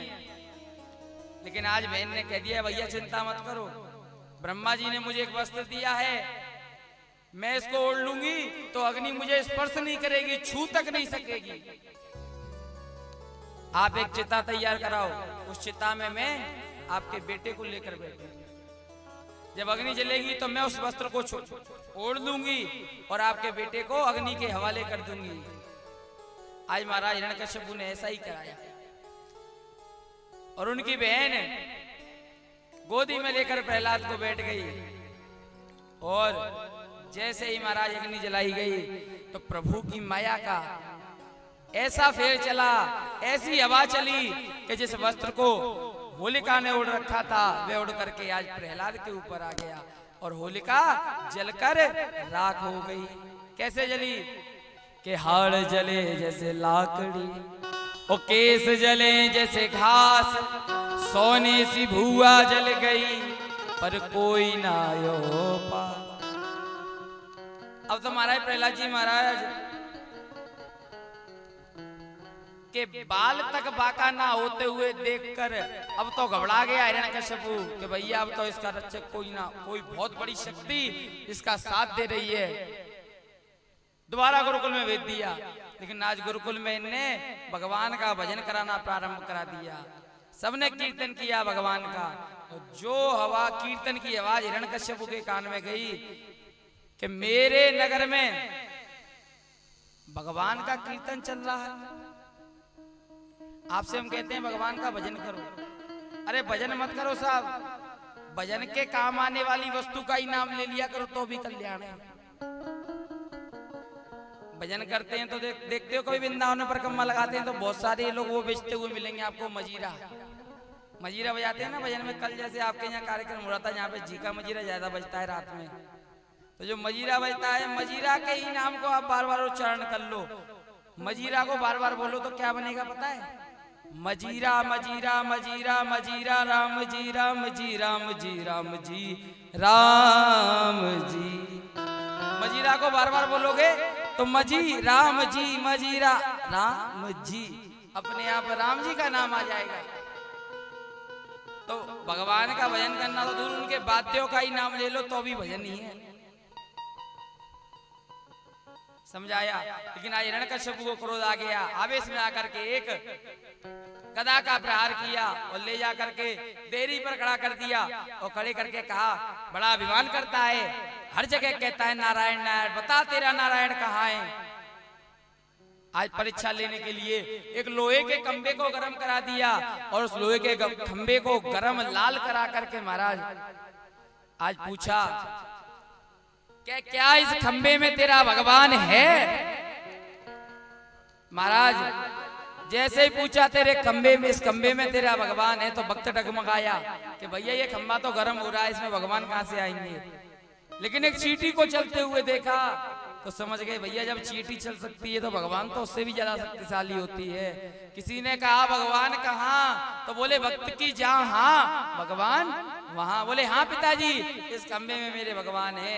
आज जो उस खंबे पर वज्र से प्रहार करना चाहा है, खंबे का भेदन करते हुए नरसिंह प्रकट हो गए। बोल नरसिंह भगवान जय हो, वृंदावन बिहारी लाल लिखी जय। नरसिंह स्वरूप धारण करके आए महाराज। नरसिंह स्वरूप कैसा कि धड़ तो मनुष्य का, सर शेर का, और दौड़ करके छलांग लगाई, देरी पर गोद में रख लिया है आज हिरण्यकश्यपु को। और हिरण्यकश्यपु जोर जोर से हंस रहा है। बोले तुम मुझको मारोगे, तुम में इतना सामर्थ है? अरे मैंने तो वरदान ले रखे हैं। बोले क्या क्या वरदान लिए हैं, याद करो। तो आज नरसिंह भगवान को बार बार हिरण्यकश्यपु बता रहा है, मैंने कहा है ना अंदर मरूं ना बाहर मरूं। बोले चिंता मत करो, ना तुम घर के अंदर हो ना घर के बाहर हो, तुम हो देरी पर। बोले ना ऊपर मरूं ना नीचे मरूं। बोले चिंता मत करो, ना तो तुम ऊपर हो ना नीचे हो, तुम मेरी जांग पर हो, मध्य स्थान पर हो। बोले ब्रह्मा की बनाई हुई सृष्टि में किसी जीव से ना मरूं। बोले चिंता मत करो, ब्रह्मा को हमने बनाया है, ब्रह्मा ने हमें नहीं बनाया। बोले ना 12 महीनों में से एक भी महीने में नहीं मरूं। बोले चिंता मत करो, ये कोई 12वां महीना नहीं है ना 11वां महीना, ये तेरे लिए स्पेशल हमने अत्यधिक मास बनाया है, लौंद का महीना बनाया है। माने जिस जिस वचन को, जिस जिस संकल्प को वो याद दिलाता रहा, उसका खंडन करते रहे। और आज अपने दोनों हाथों के नाखूनों से नरसिंह भगवान ने उसके पेट को चीर दिया और उसका गोविंदाय नमो नमः कर दिया। बोले नरसिंह भगवान की जय। आज उसकी आंतों को निकाल लिया, गले में डालकर आंतों को देखने लगे सुखदेव जी महाराज से। राजा परीक्षित प्रश्न करते हैं, महाराज आंतों में ऐसा क्या देख रहे हैं? तब बताया परीक्षित जी महाराज ने कि आंतों में ये दर्शन कर रहे हैं कि इसके घर में प्रहलाद जैसे एक भक्त का जन्म हो गया, कहीं इसकी आंतों में और किसी भक्त का तो वास नहीं है, इसलिए भगवान ने आंतों को डाला और उनका एक और नाम पड़ गया। बोलिए अंतमाली भगवान की जय। लक्ष्मी जी को बुलाया, लक्ष्मी जी भी शांत नहीं करा पाई। प्रहलाद जी आगे गए, प्रहलाद जी से बार बार भगवान ने क्षमा मांगी कि मुझे क्षमा कर दो, आने में मैंने बड़ी देर कर दी। सूर्य अनेक फिरे कर मांगत, पे पर सूर स्वाद कहाँ है। मुनिताल मृदंग बजात फिरे, मीरा मत वारिस चाह कहाँ है। ओ सिया राम कथा कितनों ने लिखी, पर तुलसी सी मर्याद कहाँ है। और नरसिंह बसे प्रति खम्बन में, पर कहड़न को प्रहलाद कहाँ, कहड़न को प्रहलाद कहाँ। बोल वृंदावन बिहारी लाल की जय। हाथ में करताल लेकर के मृदंग बजाते हुए खूब महात्मा मिल जाएंगे, लेकिन मीरा जैसी चाह किसी में नहीं मिलेगी। सूरदास बोला जाता है जो व्यक्ति अंधा हो। सूर अनेक फिरे कर मांगत, जगह जगह मांगते हुए सूरदास दिखाई दे जाएंगे, पर पे पर सूद सो स्वाद कहाँ है। सिया राम कथा कितनों ने लिखी, रामायण का लेखन तो कई लोगों ने किया, लेकिन तुलसी सी मर्यादा कहाँ। ऐसे ही घर के हर खंबे में नरसिंह भगवान बैठे हैं, लेकिन काटने के लिए, निकालने के लिए प्रहलाद जैसा भक्त चाहिए। ऐसे भक्त को हम बारंबार प्रणाम करते हैं। आगे बताया कि नर ही नहीं, अगर कोई जानवर भी सच्ची भक्ति से भगवान को बुला ले तो भगवान रक्षा करने आते हैं। यहाँ पर गजेंद्र मोक्ष की कथा को बताया। गजेंद्र नाम का एक हाथी था, परिवार के लोगों के साथ बड़ा प्रसन्न रहता था महाराज। लेकिन एक दिन, एक समय पर जब उसके सामने दुख आया तो एक मगरमच्छ ने उसके चरणों को पकड़ लिया जलसे में, क्योंकि पृथ्वी का राजा हाथी होता है। पृथ्वी पर चाहे वो कुछ भी कर सकता है, लेकिन जल का राजा तो हमारा मगरमच्छ ही होता है। जो कष्ट आया सारे घर वाले छोड़कर चले गए, सब जल से बाहर निकल गए। बुलाना चाहा लेकिन कोई नहीं आया। शेरों वाली मैया अपने शेर पर सवार हो गई। सब अपने अपने सिंहासनों पर बैठ गए। नारायण भगवान गरुड़ पर विराजमान हो गए। लेकिन सब एक चीज सोच रहे हैं। शंकर जी नंदी को आगे कर लिया कि भैया किसका, तो हाथों कमला ने सुनी औरी में पहुंचे पास। जो हरि शब्द को हाथी ने बोला है, भगवान आए और आकर के अपने सुदर्शन से उस मगरमच्छ का गोविंदाय नमो नमः कर दिया। बोल वृंदावन बिहारी लाल की जय। कई दिन मोक्ष की कथा के बारे में बताया। माने जो भक्ति करता है, ये जरूरी नहीं है कि केवल मनुष्य शरीर वाला व्यक्ति भक्ति चाहे तो जानवर भी कर सकता है। अब काशड़ी संप्रदाय से गुरुजी हैं, गुरुजी के गुरुजी हैं बड़े महाराज जी रमण रेती के पूज्य प्रातः स्मरणीय काशनी पूज्य शरणानंद जी महाराज। उनके यहाँ से भी कई विद्वान ब्राह्मण निकल करके जाते हैं। हर वर्ष ब्राह्मण निकलते हैं। बड़ा दिव्य विद्यालय है। और ब्रज के नंद बाबा का स्थान संतों ने उनको दे दिया है। ब्रज के संतों ने नंद बाबा कहते हैं। आज महाराज उनके आश्रम पर भी एक हाथी रहता था। पहले दो रहते थे, आज एक है। वो आरती करता है। आप कभी जाओ रमण रेती घूमे दर्शन करने, आप जाकर के देखना, वो हाथी घंटी बजाता है, भाव से ठाकुर जी की आरती करता है। तो जरूरी नहीं है कि पूजा भजन मनुष्य शरीर में ही व्यक्ति कर सकता है। अगर भाव हो और मन में प्रभु को पाने की इच्छा हो तो जानवर भी भक्ति कर सकता है। और जितनी वफादारी जानवर के अंदर होती है, आज के इंसान के अंदर कम है। आगे समुद्र मंथन के बारे में बताया।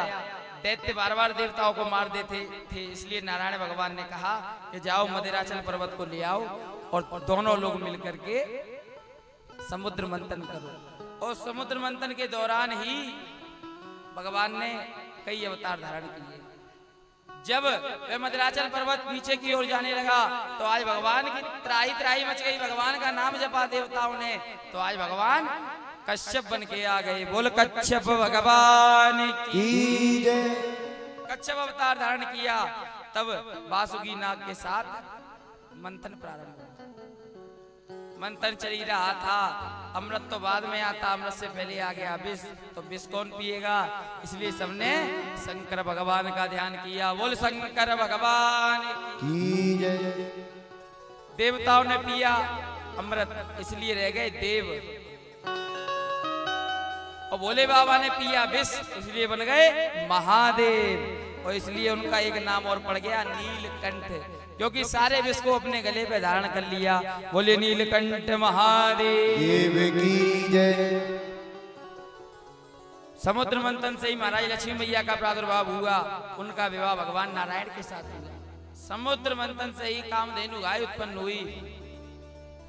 समुद्र मंथन से ही महाराज प्रभु की कृपा से आज भगवान अवतार धारण करके अमृत का कलश लेकर के आए और धनवंतरी स्वरूप में भगवान प्रकट हो गए। बोले धनवंतरी भगवान की जय।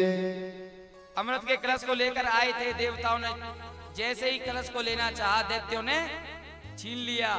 आज भगवान ने कहा कैसे इस अमृत को देवताओं को पिलाएं। तो आज भगवान ने एक स्वरूप धारण कर लिया और वो स्वरूप था मोहिनी भगवान का। बोलिए मोहिनी भगवान की जय। आज मोहिनी भगवान बनकर के स्वयं भगवान नारायण आए और आकर के अमृत को तो महाराज देवताओं को पान करा दिया। और पान कराने के बाद महाराज पिलाते हुए ध्यान ना रहा, एक दैत्य भी उन देवताओं के परिकर में आकर के बैठ गया। लेकिन जो उठ करके जाने लगा, सूर्य और चंद्रमा ने बताया कि आपने प्रभु गलती कर दी, ये तो दैत्य है। तो भगवान ने सुदर्शन चक्र छोड़ा। पहले वो एक ही दैत्य था, लेकिन सुदर्शन चक्र से और अमृत पीने के प्रभाव से वह दो हिस्सों में बट गया और वो बन गया राहु केतु। आज भी सूर्य और चंद्रमा को अपना दुश्मन मानता है और उन पर ग्रहण लगाता है। अमृत पान किया। समुद्र मंथन की पावन कथा को यहाँ पर प्रणाम करेंगे। आइए चलते हैं अयोध्या की ओर, जहाँ पर भगवान श्री राम ने जन्म लिया। बोल वृंदावन बिहारी लाल की जय। मीठे रस से भरी मीठे रस से भरी औरी अयोध्या नगरी लागे, बन्ने मीठो मीठो सरयू जी को पानी लागे। मीठो मीठो सरयू जी को पानी लागे। सीताराम जी की प्यारी राजधानी लागे, ओ महारानी लागे। बन्ने मीठो मीठो सरयू जी को पानी लागे। बन्ने मीठो मीठो सरयू जी को पानी लागे। रामचंद्र भगवान की जय हो। भागवत तो सुन रहे हो, लेकिन अब राम तत्व में घुसो, क्योंकि व्यास जी ने भी जरा सा राम के तत्व को बताया है। इसलिए अब वृंदावन नहीं, अब अयोध्या चलना है। हरि बोल।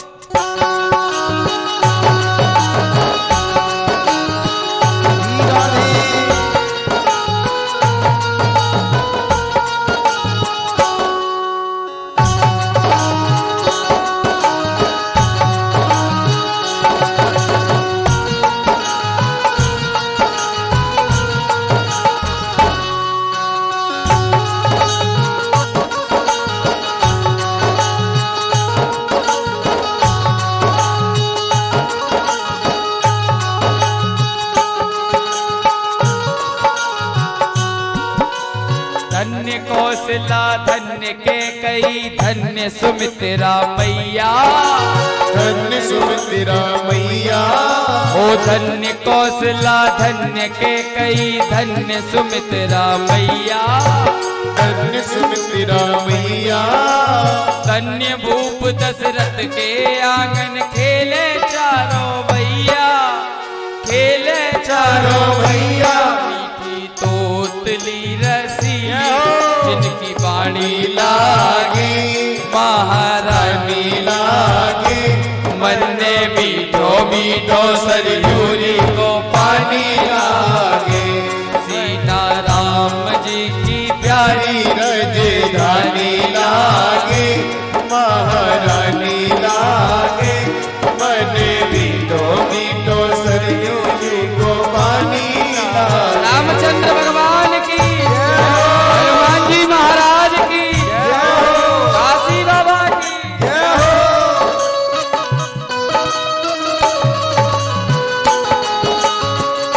हे हरि।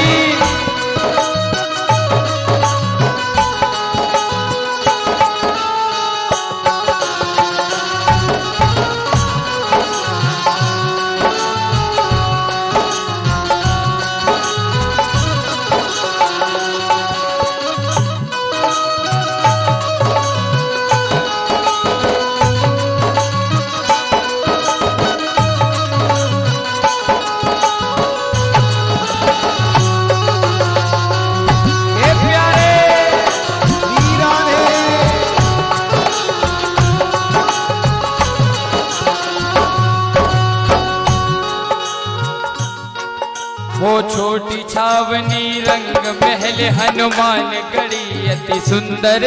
हनुमान गली अति सुंदर। छोटी छावनी रंग महल हनुमान गढ़ी अति सुंदर।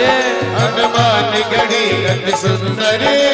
स्वयं जगत के स्वामी बैठे, स्वयं जगत के स्वामी बैठे। कनक भवन के अंदर, ओ कनक भवन के अंदर। सीताराम जी की शोभा बड़ी न्यारी लागे, बड़ी न्यारी लागे। मन्ने मीठो मीठो सरयू जी को पानी लागे। सीताराम जी की प्यारी राजधानी लागे, महारानी लागे। मन्ने मीठो मीठो सरयू जी को पानी लागे। मन्ने मीठो मीठो सरयू जी को पानी लागे। रामचंद्र भगवान की जय। अयोध्या धाम की जय। जय जय श्री राधे। जय जय श्री सीताराम।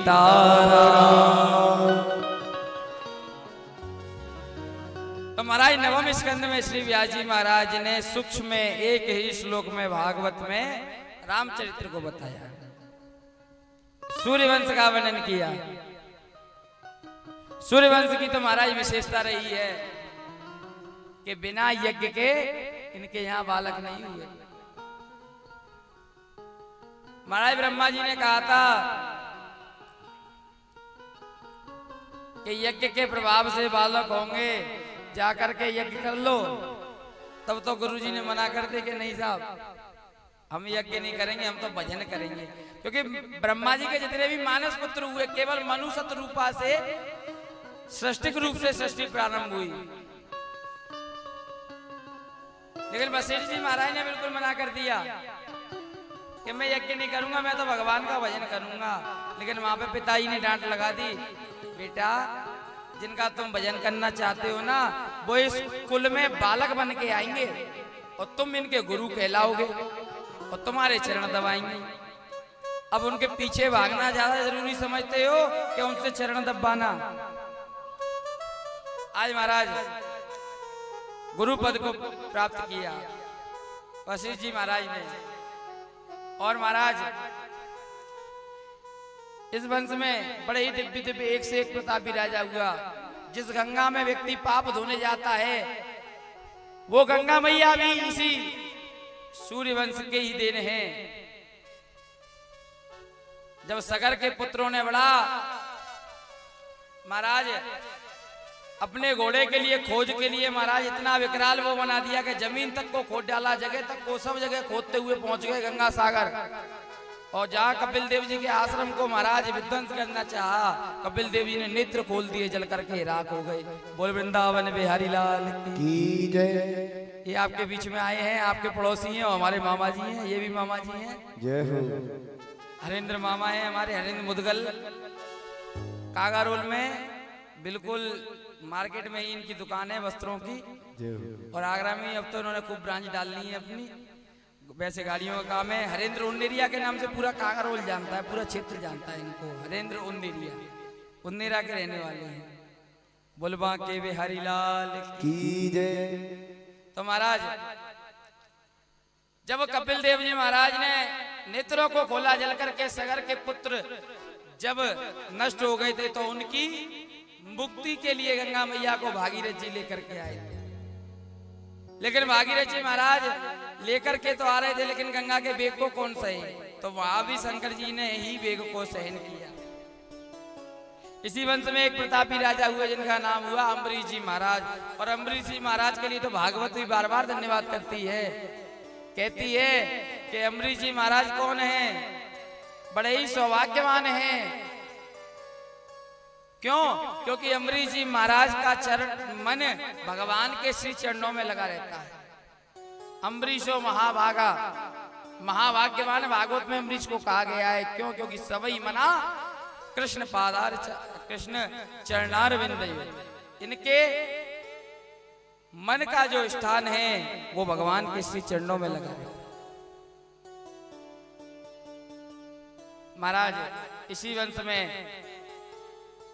एक बड़े प्रतापी राजा हुए दशरथ। चौथापन आ गया, वृद्धावस्था आ गई, घर में कोई बालक नहीं है, कोई बच्चा नहीं है। बड़े दुखी रहते हैं कि साहब मेरे यहाँ बालक नहीं है। मन में बड़ी गिलानी उत्पन्न हो रही है। और एक दिन बैठे बैठे सभा में गिलानी हो रही है। एक बार भूपति मन माही हो एक बार भूपति मन माही, भई गलान मुनि सुत आई। राम सिया राम, सिया राम जय जय राम, राम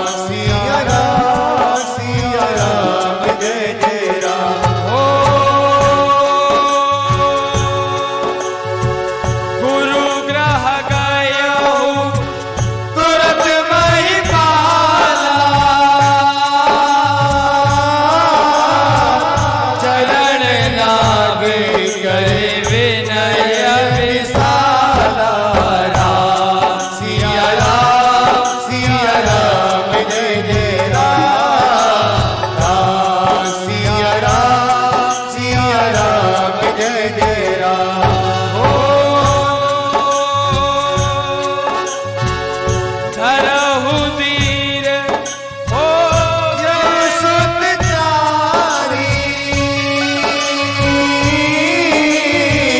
त्रिभुवन बिनत भगत हितहारी सिया राम जय जय राम राम सिया राम जय जय राम ओ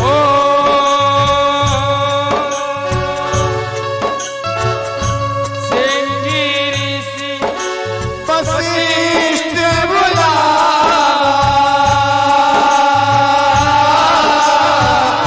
होते काम शुभ यज्ञ करावा सिया राम जय जय राम सिया राम जय जय राम ओ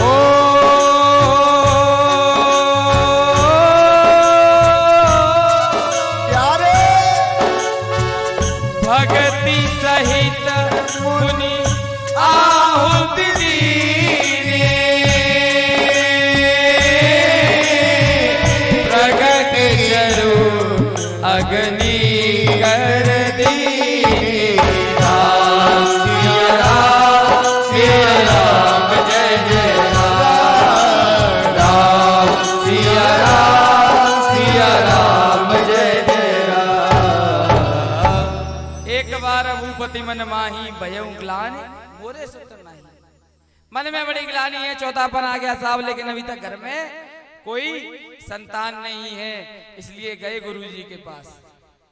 गुरु ग्रह गए हूँ तुरंत मही पाला और चरण नाम करी विनय विशाला। गुरु जी से बार बार प्रार्थना कर रहे हैं तो गुरु जी ने भी कह दिया रहुधीर होवे सुत चारी। अरे भैया धैर्य रखो, एक नहीं चार चार होंगे। और श्रृंगी ऋषि वशिष्ठ बुलावा पुत्र काम शुभ यज्ञ करावा। और यज्ञ ऐसा हुआ कि ब्राह्मणों ने भाव से भक्ति सहित मुनि आहुति दीने और प्रगट चरु अग्नि कर दीने। चरु लेकर के अग्नि देवता मां पर उसी समय प्रकट हो गए। बोलिए अग्निदेव भगवान की जय। आज चरु ले जा करके महाराज दशरथ ने, भागवत जी में तो वर्णन आता है कि तीनों रानियों को बराबर 3 हिस्से करके दिया गया, लेकिन अन्य ग्रंथों में यहाँ भी ये तक कहा गया है कि 2 ही हिस्से हुए थे। एक दिया था माता कौशल्या को और एक दिया था कैकेयी को। उन्होंने थोड़ा थोड़ा भाग सुमित्रा को दे दिया। आज जब चरु को ग्रहण कर लिया तो महाराज समय आने पर वे पावन तिथि आई कि नौमी तिथि मधुमास पुनीता। नौमी तिथि मधुमास पुनीता। शुक्ल पक्ष अभिजित हरि प्रीता। शुक्ल पक्ष अभिजित हरि प्रीता। तिथि बसे अति शीतल धामा। तिथि बसे अति शीतल धामा। लोक जगत विश्रामा। आदिकाल जगत विश्रामा।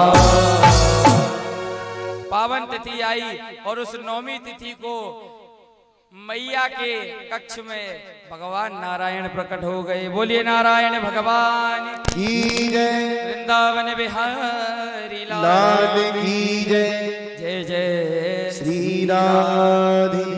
आज नारायण भगवान प्रकट होकर के आए। मैंने आपसे कहा था कि 6 प्रश्नों के अंदर ही 7 दिन की कथा है और उसी में एक प्रश्न था कि भगवान कभी अवतार लेते हैं कि गर्भ से आते हैं। तो देख लो भगवान अवतार लेते हैं। तो एक प्रश्न का उत्तर आपको यहाँ मिल गया हो। और एक प्रश्न ये भी था मुख्यतः अवतार कितने हुए, तो हर अवतार की कथा भी साथ साथ भागवत में चल रही है। तो महाराज भगवान ने अवतरण धारण करते ही आज मैया के सामने आ गए और माँ से कहा, माँ याद करो कि पूर्व समय मनुभूप पिता और तुम ही रही मात सतरूपा। दंपति जाए के कानन में मम हेत विविध तप कीन अनुपा। दैन कहा वर जब मैं मांग लियो सुत मोर अनुपा। मैं वसुनायक नेह धरे तेरे घर आयो धरने नर रूपा। भैया याद करो पूर्व समय में जब आप माता सतरूपा बनी थी और पिता मनु बने थे, उस समय आपने कहा था चाहूं तुम ही समान सुख, आपके समान बेटा चाहिए, इसीलिए आज मैं बेटा बन करके आया हूं। कौशल्या वही माता है जो आज रूप धारण करके कौशल्या बन करके आई है, वही सतरूपा माता है। आज भगवान कह रहे हैं कि मनु रूप धारी कीनी याचना पिता ने माता। तेने सतरूपा धरि वचन सुनायो है। देत हूँ प्रमाण थान धान्य ने भी सारण्य को, मेरे ही समान सुत वरदान पायो है। विंदु कवि सुन के उदरुण को लाप माता, मेरे ही समान सुत वरदान पायो है। तीनों लोक त्राता विश्वगति का विधाता, तीनों लोक त्राता विश्वगति का विधाता। तेरे घर आज बालक बने आयो है, तेरे घर आज बालक बने आयो है। बोले राजा रामचंद्र भगवान की जय, चारों भैयने की जय, चारों मैयने की जय। और भगवान राम के चरित्र को यहीं पर प्रणाम करेंगे। केवल एक छोटी सी स्तुति करेंगे और उस स्तुति के बाद कृष्ण चरित्र पर चलेंगे, क्योंकि कथा का समय 4 बजे तक है और लाइव टेलीकास्ट है। छोटी सी स्तुति। श्री रामचंद्र कृपाल भज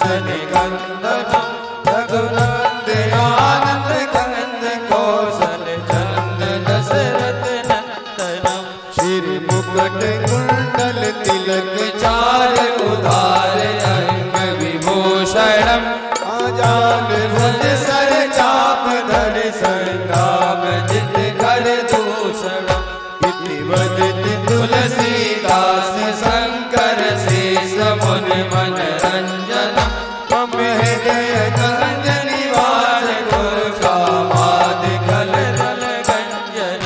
मन जाहि राचु मिलहि सोवर सहज सुंदर सावरो करुणा निदान सुजान सील स्नेह जानत आवरो। बात गौर असीस सुन सिय सहित ही हरसी हले तुलसी भवानी पूज पुन पुन पुन रमन मंदिर। बोली रामचंद्र भगवान की जय हो। जय जय श्री राम।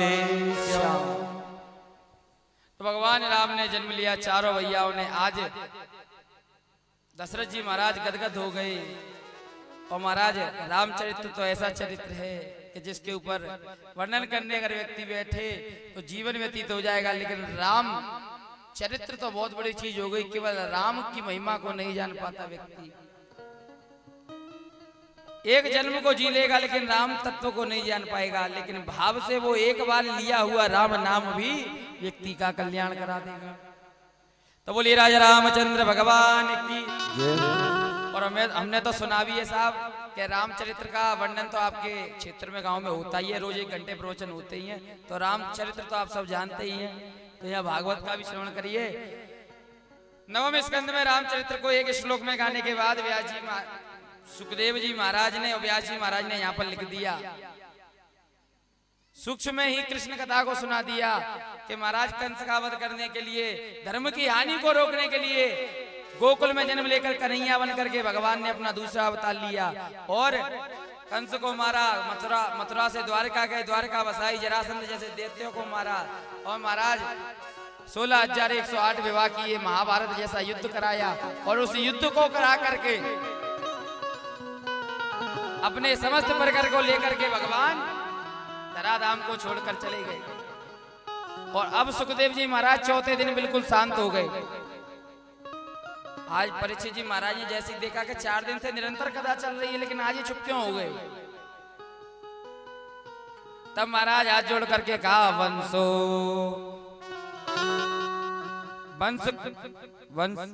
विरक्तो वंश विस्तारो। हे महाराज, आप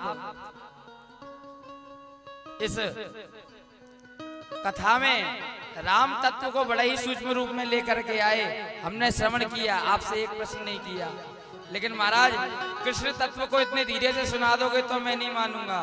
जिन भगवान कृष्ण ने मेरी रक्षा की, जो गर्भ में आकर के मेरे रक्षक बने, ढाल बनकर खड़े रहे, जब तक आप उनकी कथा को नहीं सुनाओगे मैं नहीं उठूंगा। तो आज विस्तार से सुनाई।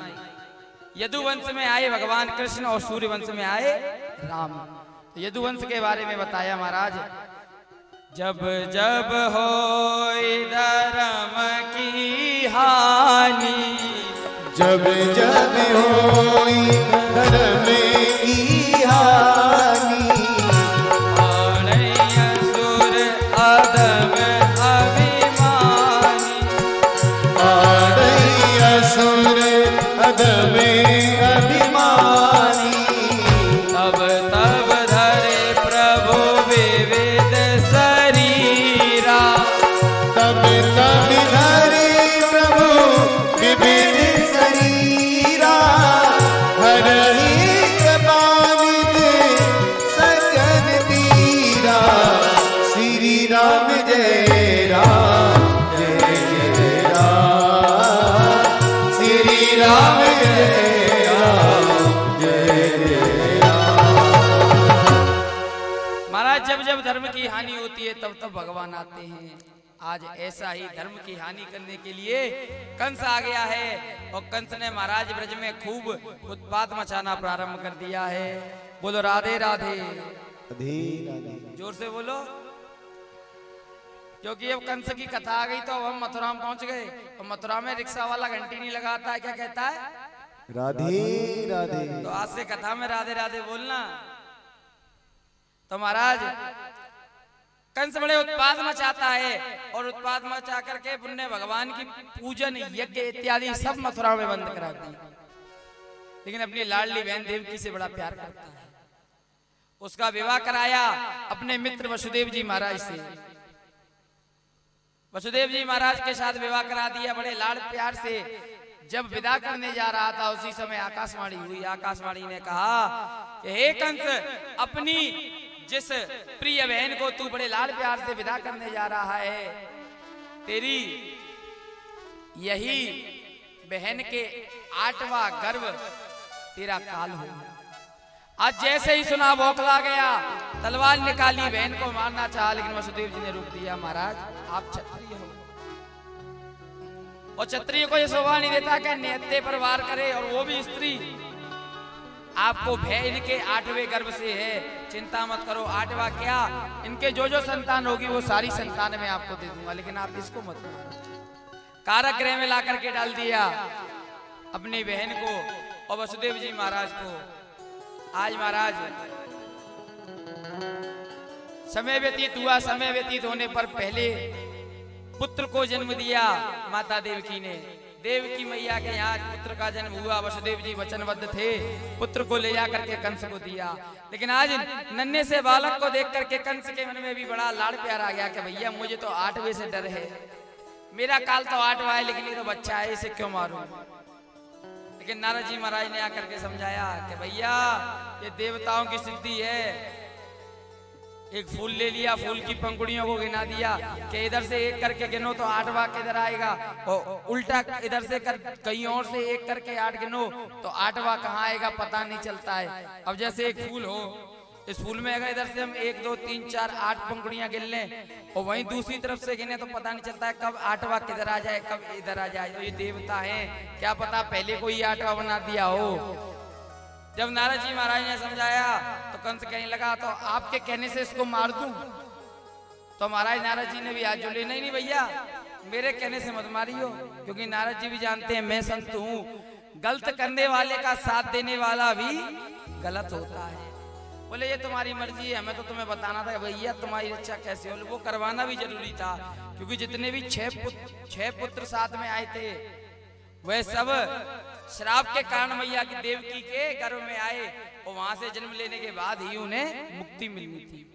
एक एक करके 6 पुत्रों को कंस ने मार दिया। 7वें में स्वयं शेष भगवान आए और शेष भगवान ने प्रार्थना कर दी कि पूर्व जन्म में बना करके ले गए थे छोटा, लक्ष्मण बना करके ले गए थे और बहुत लाड़ किया, लेकिन अब बन के जाऊंगा बड़ा।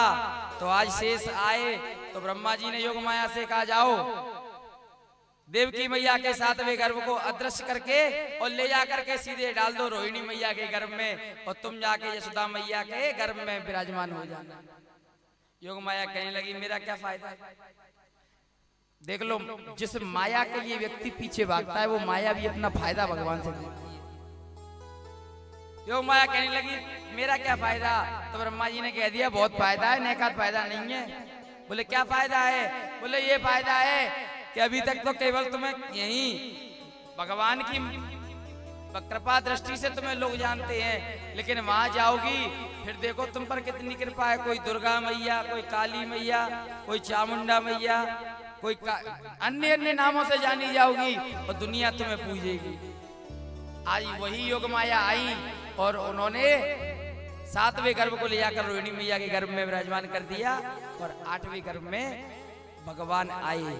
भगवान गर्भ में नहीं आते लेकिन गर्भ धारण किया मैया ने और भगवान की गर्भ स्तुति देवताओं ने की। हमारे बीच में भी ठाकुर जी आ रहे हैं, लेकिन ठाकुर जी के आने से पहले 2 शब्द गुरु जी के हमारे बीच में 2 शब्द गुरु जी बोलेंगे, उसके बाद ठाकुर जी आएंगे और सब लोग आनंद मनाएंगे, फिर आरती होगी क्योंकि समय भी बहुत हो गया है।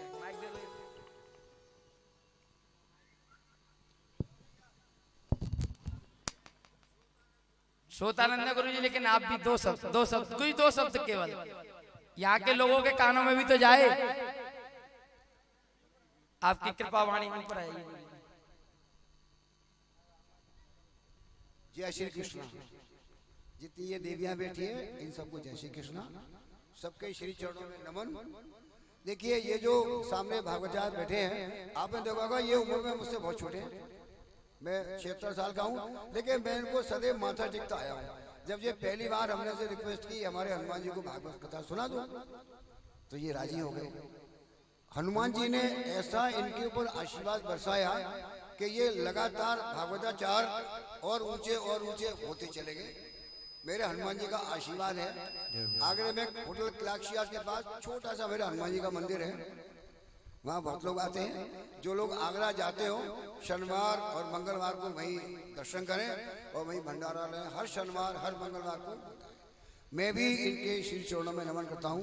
बाकी जितने मेरे बुजुर्ग साथी बैठे उनको, हमारे अकोला में हमारे साथ काम करने वाले थे तो उनका नाम था BS शाह। मैं उनसे मिलने और आया, मैं इनसे तो दर्शन करूंगा लेकिन BS शाह साहब से मिलूंगा। ओ मेरा जीवन बीत जाए, मेरा जीवन बीत जाए, ओ तेरी सेवा करते करते। ओ मेरा जीवन बीत जाए, ओ तेरी सेवा करते करते। मेरा जीवन बीत जाए, ओ तेरी सेवा करते करते। कोई मुश्किल ना खड़ी हो, कोई मुश्किल ना घड़ी हो, वो तेरी पूजा करते करते, वो तेरी पूजा करते करते। मेरा जीवन बीत जाए, वो तेरी सेवा करते करते। बोले गुरु जी महाराज की, बोलो भागवताचार्य की जय। जय हो। बाकी जितने बुजुर्ग बैठे हैं उनके श्री चरणों में नमन। जय श्री कृष्ण, जय श्री राम। बोलो हनुमान जी महाराज की जय हो। धन्यवाद, बहुत बहुत जय हो। ये जो अभी 2 लाइन गुरु जी ने 2 गाई ना, ये गुरुजी की अपनी लेखनी है, इसलिए ताली बजाओ सब लोग। बोले बांके बिहारी लाल की जय जय श्री राधे जय जय श्री राधे। गुरुजी यहाँ पर भी, गुरुजी आप आए हैं तो एक प्रार्थना करूंगा। यहाँ पर एक बड़ा एक दिव्य स्थान है, हमने भी दर्शन किया था, आप जरूर करना। एक घासी बाबा का स्थान, बड़े दिव्य संत थे और एक मौनी बाबा भी थे यहीं के, उनके भी बारे में भी बहुत सुना। ऐसे संतों का दर्शन हो जाता है तो बहुत आनंद हो जाता है, और आपकी कृपा तो ऐसी है कि हर बार ऐसी जगह जाने को मिलता है, यहाँ नए दर्शन। बोले बांके बिहारी लाल की जय। अब सभी लोग आनंद से बधाई मनाएंगे और कल की कथा में भगवान की बाल लीलाओं पर भी चर्चा करेंगे, और साथ में कल महाराज बढ़िया गोवर्धन महाराज का पूजन होगा। कल गिरिराज जी की परिक्रमा देवे चलेंगे। बोलो राधे, जोर से बोलो, करो ना। अब 3 दिन की कथा तुम्हारी भाषा में ही होगी, तो आराम से चिंता मत करियो, टेंशन मत लियो। ने को वो कहते हैं ना, नो टेंशन नो कतरा, थूक ओदर ग्राम अकोला। नो टेंशन नो कचरा, थूक ओदर ग्राम अकोला। बोलो राधे राधे। तो टेंशन को हटा देना। बोल वृंदावन बिहारी लाल की जय हो। कृष्णाय वासुदेवाय हरये परमात्मने प्रणत क्लेश नाशाय गोविंदाय। और हमारे बीच में कन्हैया को लेकर वसुदेव जी आएंगे, सब लोग स्वागत करो और खूब आनंद से नाचो। आज कोई रोक टोक नहीं, खूब नाचो। आज लाला को जन्म भयो है, जैसे घर में बालक होता है तो डीजे पे नाचते हैं ना, ऐसे ही आज ये समझो कि भगवान का धाम आज डीजे ही बन गया। ये सब जगह जमीन नहीं रही है, डीजे है। खूब भाव से नाचो। लाल की जय हो। आ गया अरे आ गया मेरा नंद लाला आ गया। अरे आ गया मेरा नंद लाला आ गया। मेरा नंद लाला आ गया। मेरा नंद लाला आ गया। मेरा गोपाला आ गया। मेरा गोपाला आ गया। अरे आ गया सबकी मन को आ गया। अरे आ गया मेरा नंद लाला हीरा है।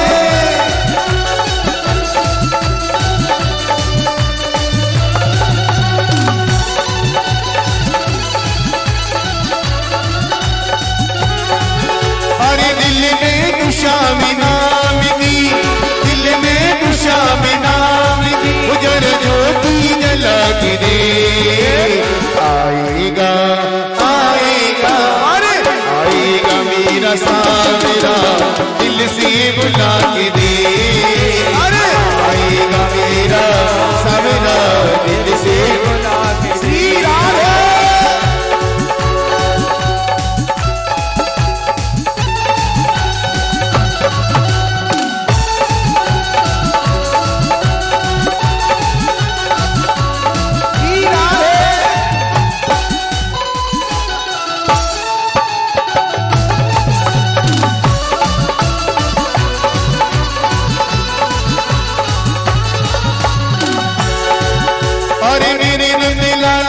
मोटी मोटी नीना मेरे नंद लाल की मोटी मोटी नीना। मोटी मोटी नीना छोटी छोटी नीना। छोटे छोटे नीना। आ गया मेरा नंद लाला आ गया। अरे आ गया मेरा नंद लाला आ गया। नंद के लाल की। अच्छा ये बताइए, बांके बिहारी का जन्म हो गया है, आपकी पंडाल में भी आ चुकी है बांके बिहारी। किस किस को खुशी है बांके बिहारी के जन्म की? दोनों हाथ। अच्छा ये बताइए परीक्षित जी, ज्यादा खुशी होती है तो क्या करते हैं, नाचते हैं कि नहीं? सही भक्ति नाचे, झूम के मेरे साथ गए। अरे आ गया मेरा नंद लाला आ गया। अरे आ गया हीरा है लाला आ गया। बोले गोविंद भगवान की।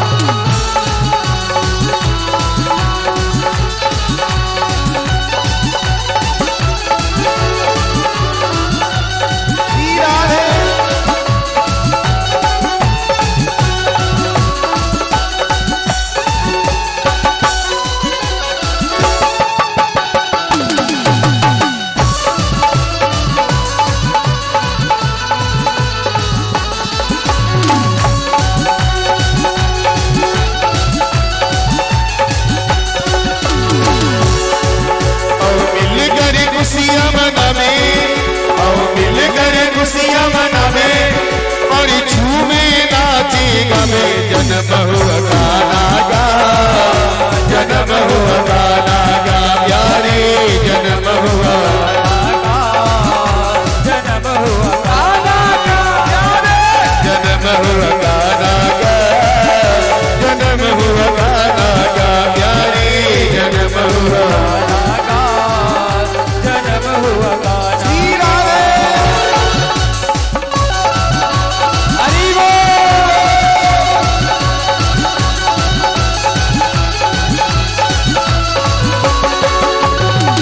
जय हो।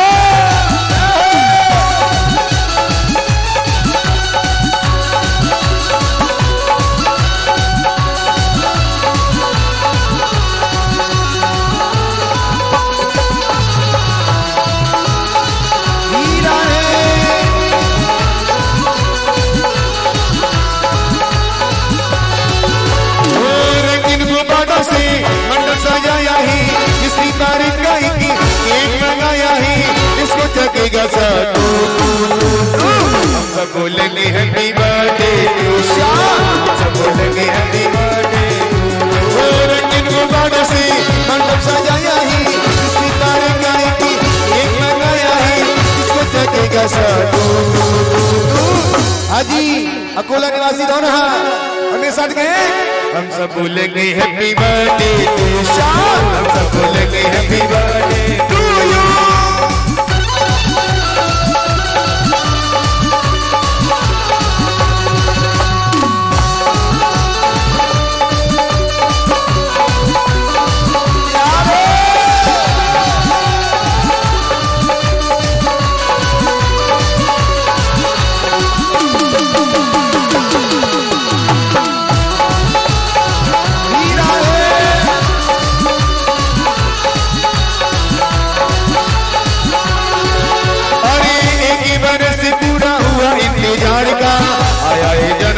मदन मुरार का एक बरस पूरा हुआ इंतजार का, आया है जन्मदिन मदन मुरार का। हरी भारत की अष्टमी है मौसम बहार का, सपना पूरा हुआ है दिल में किनारे का, अब मैं कैसे पूरा हो रहूं।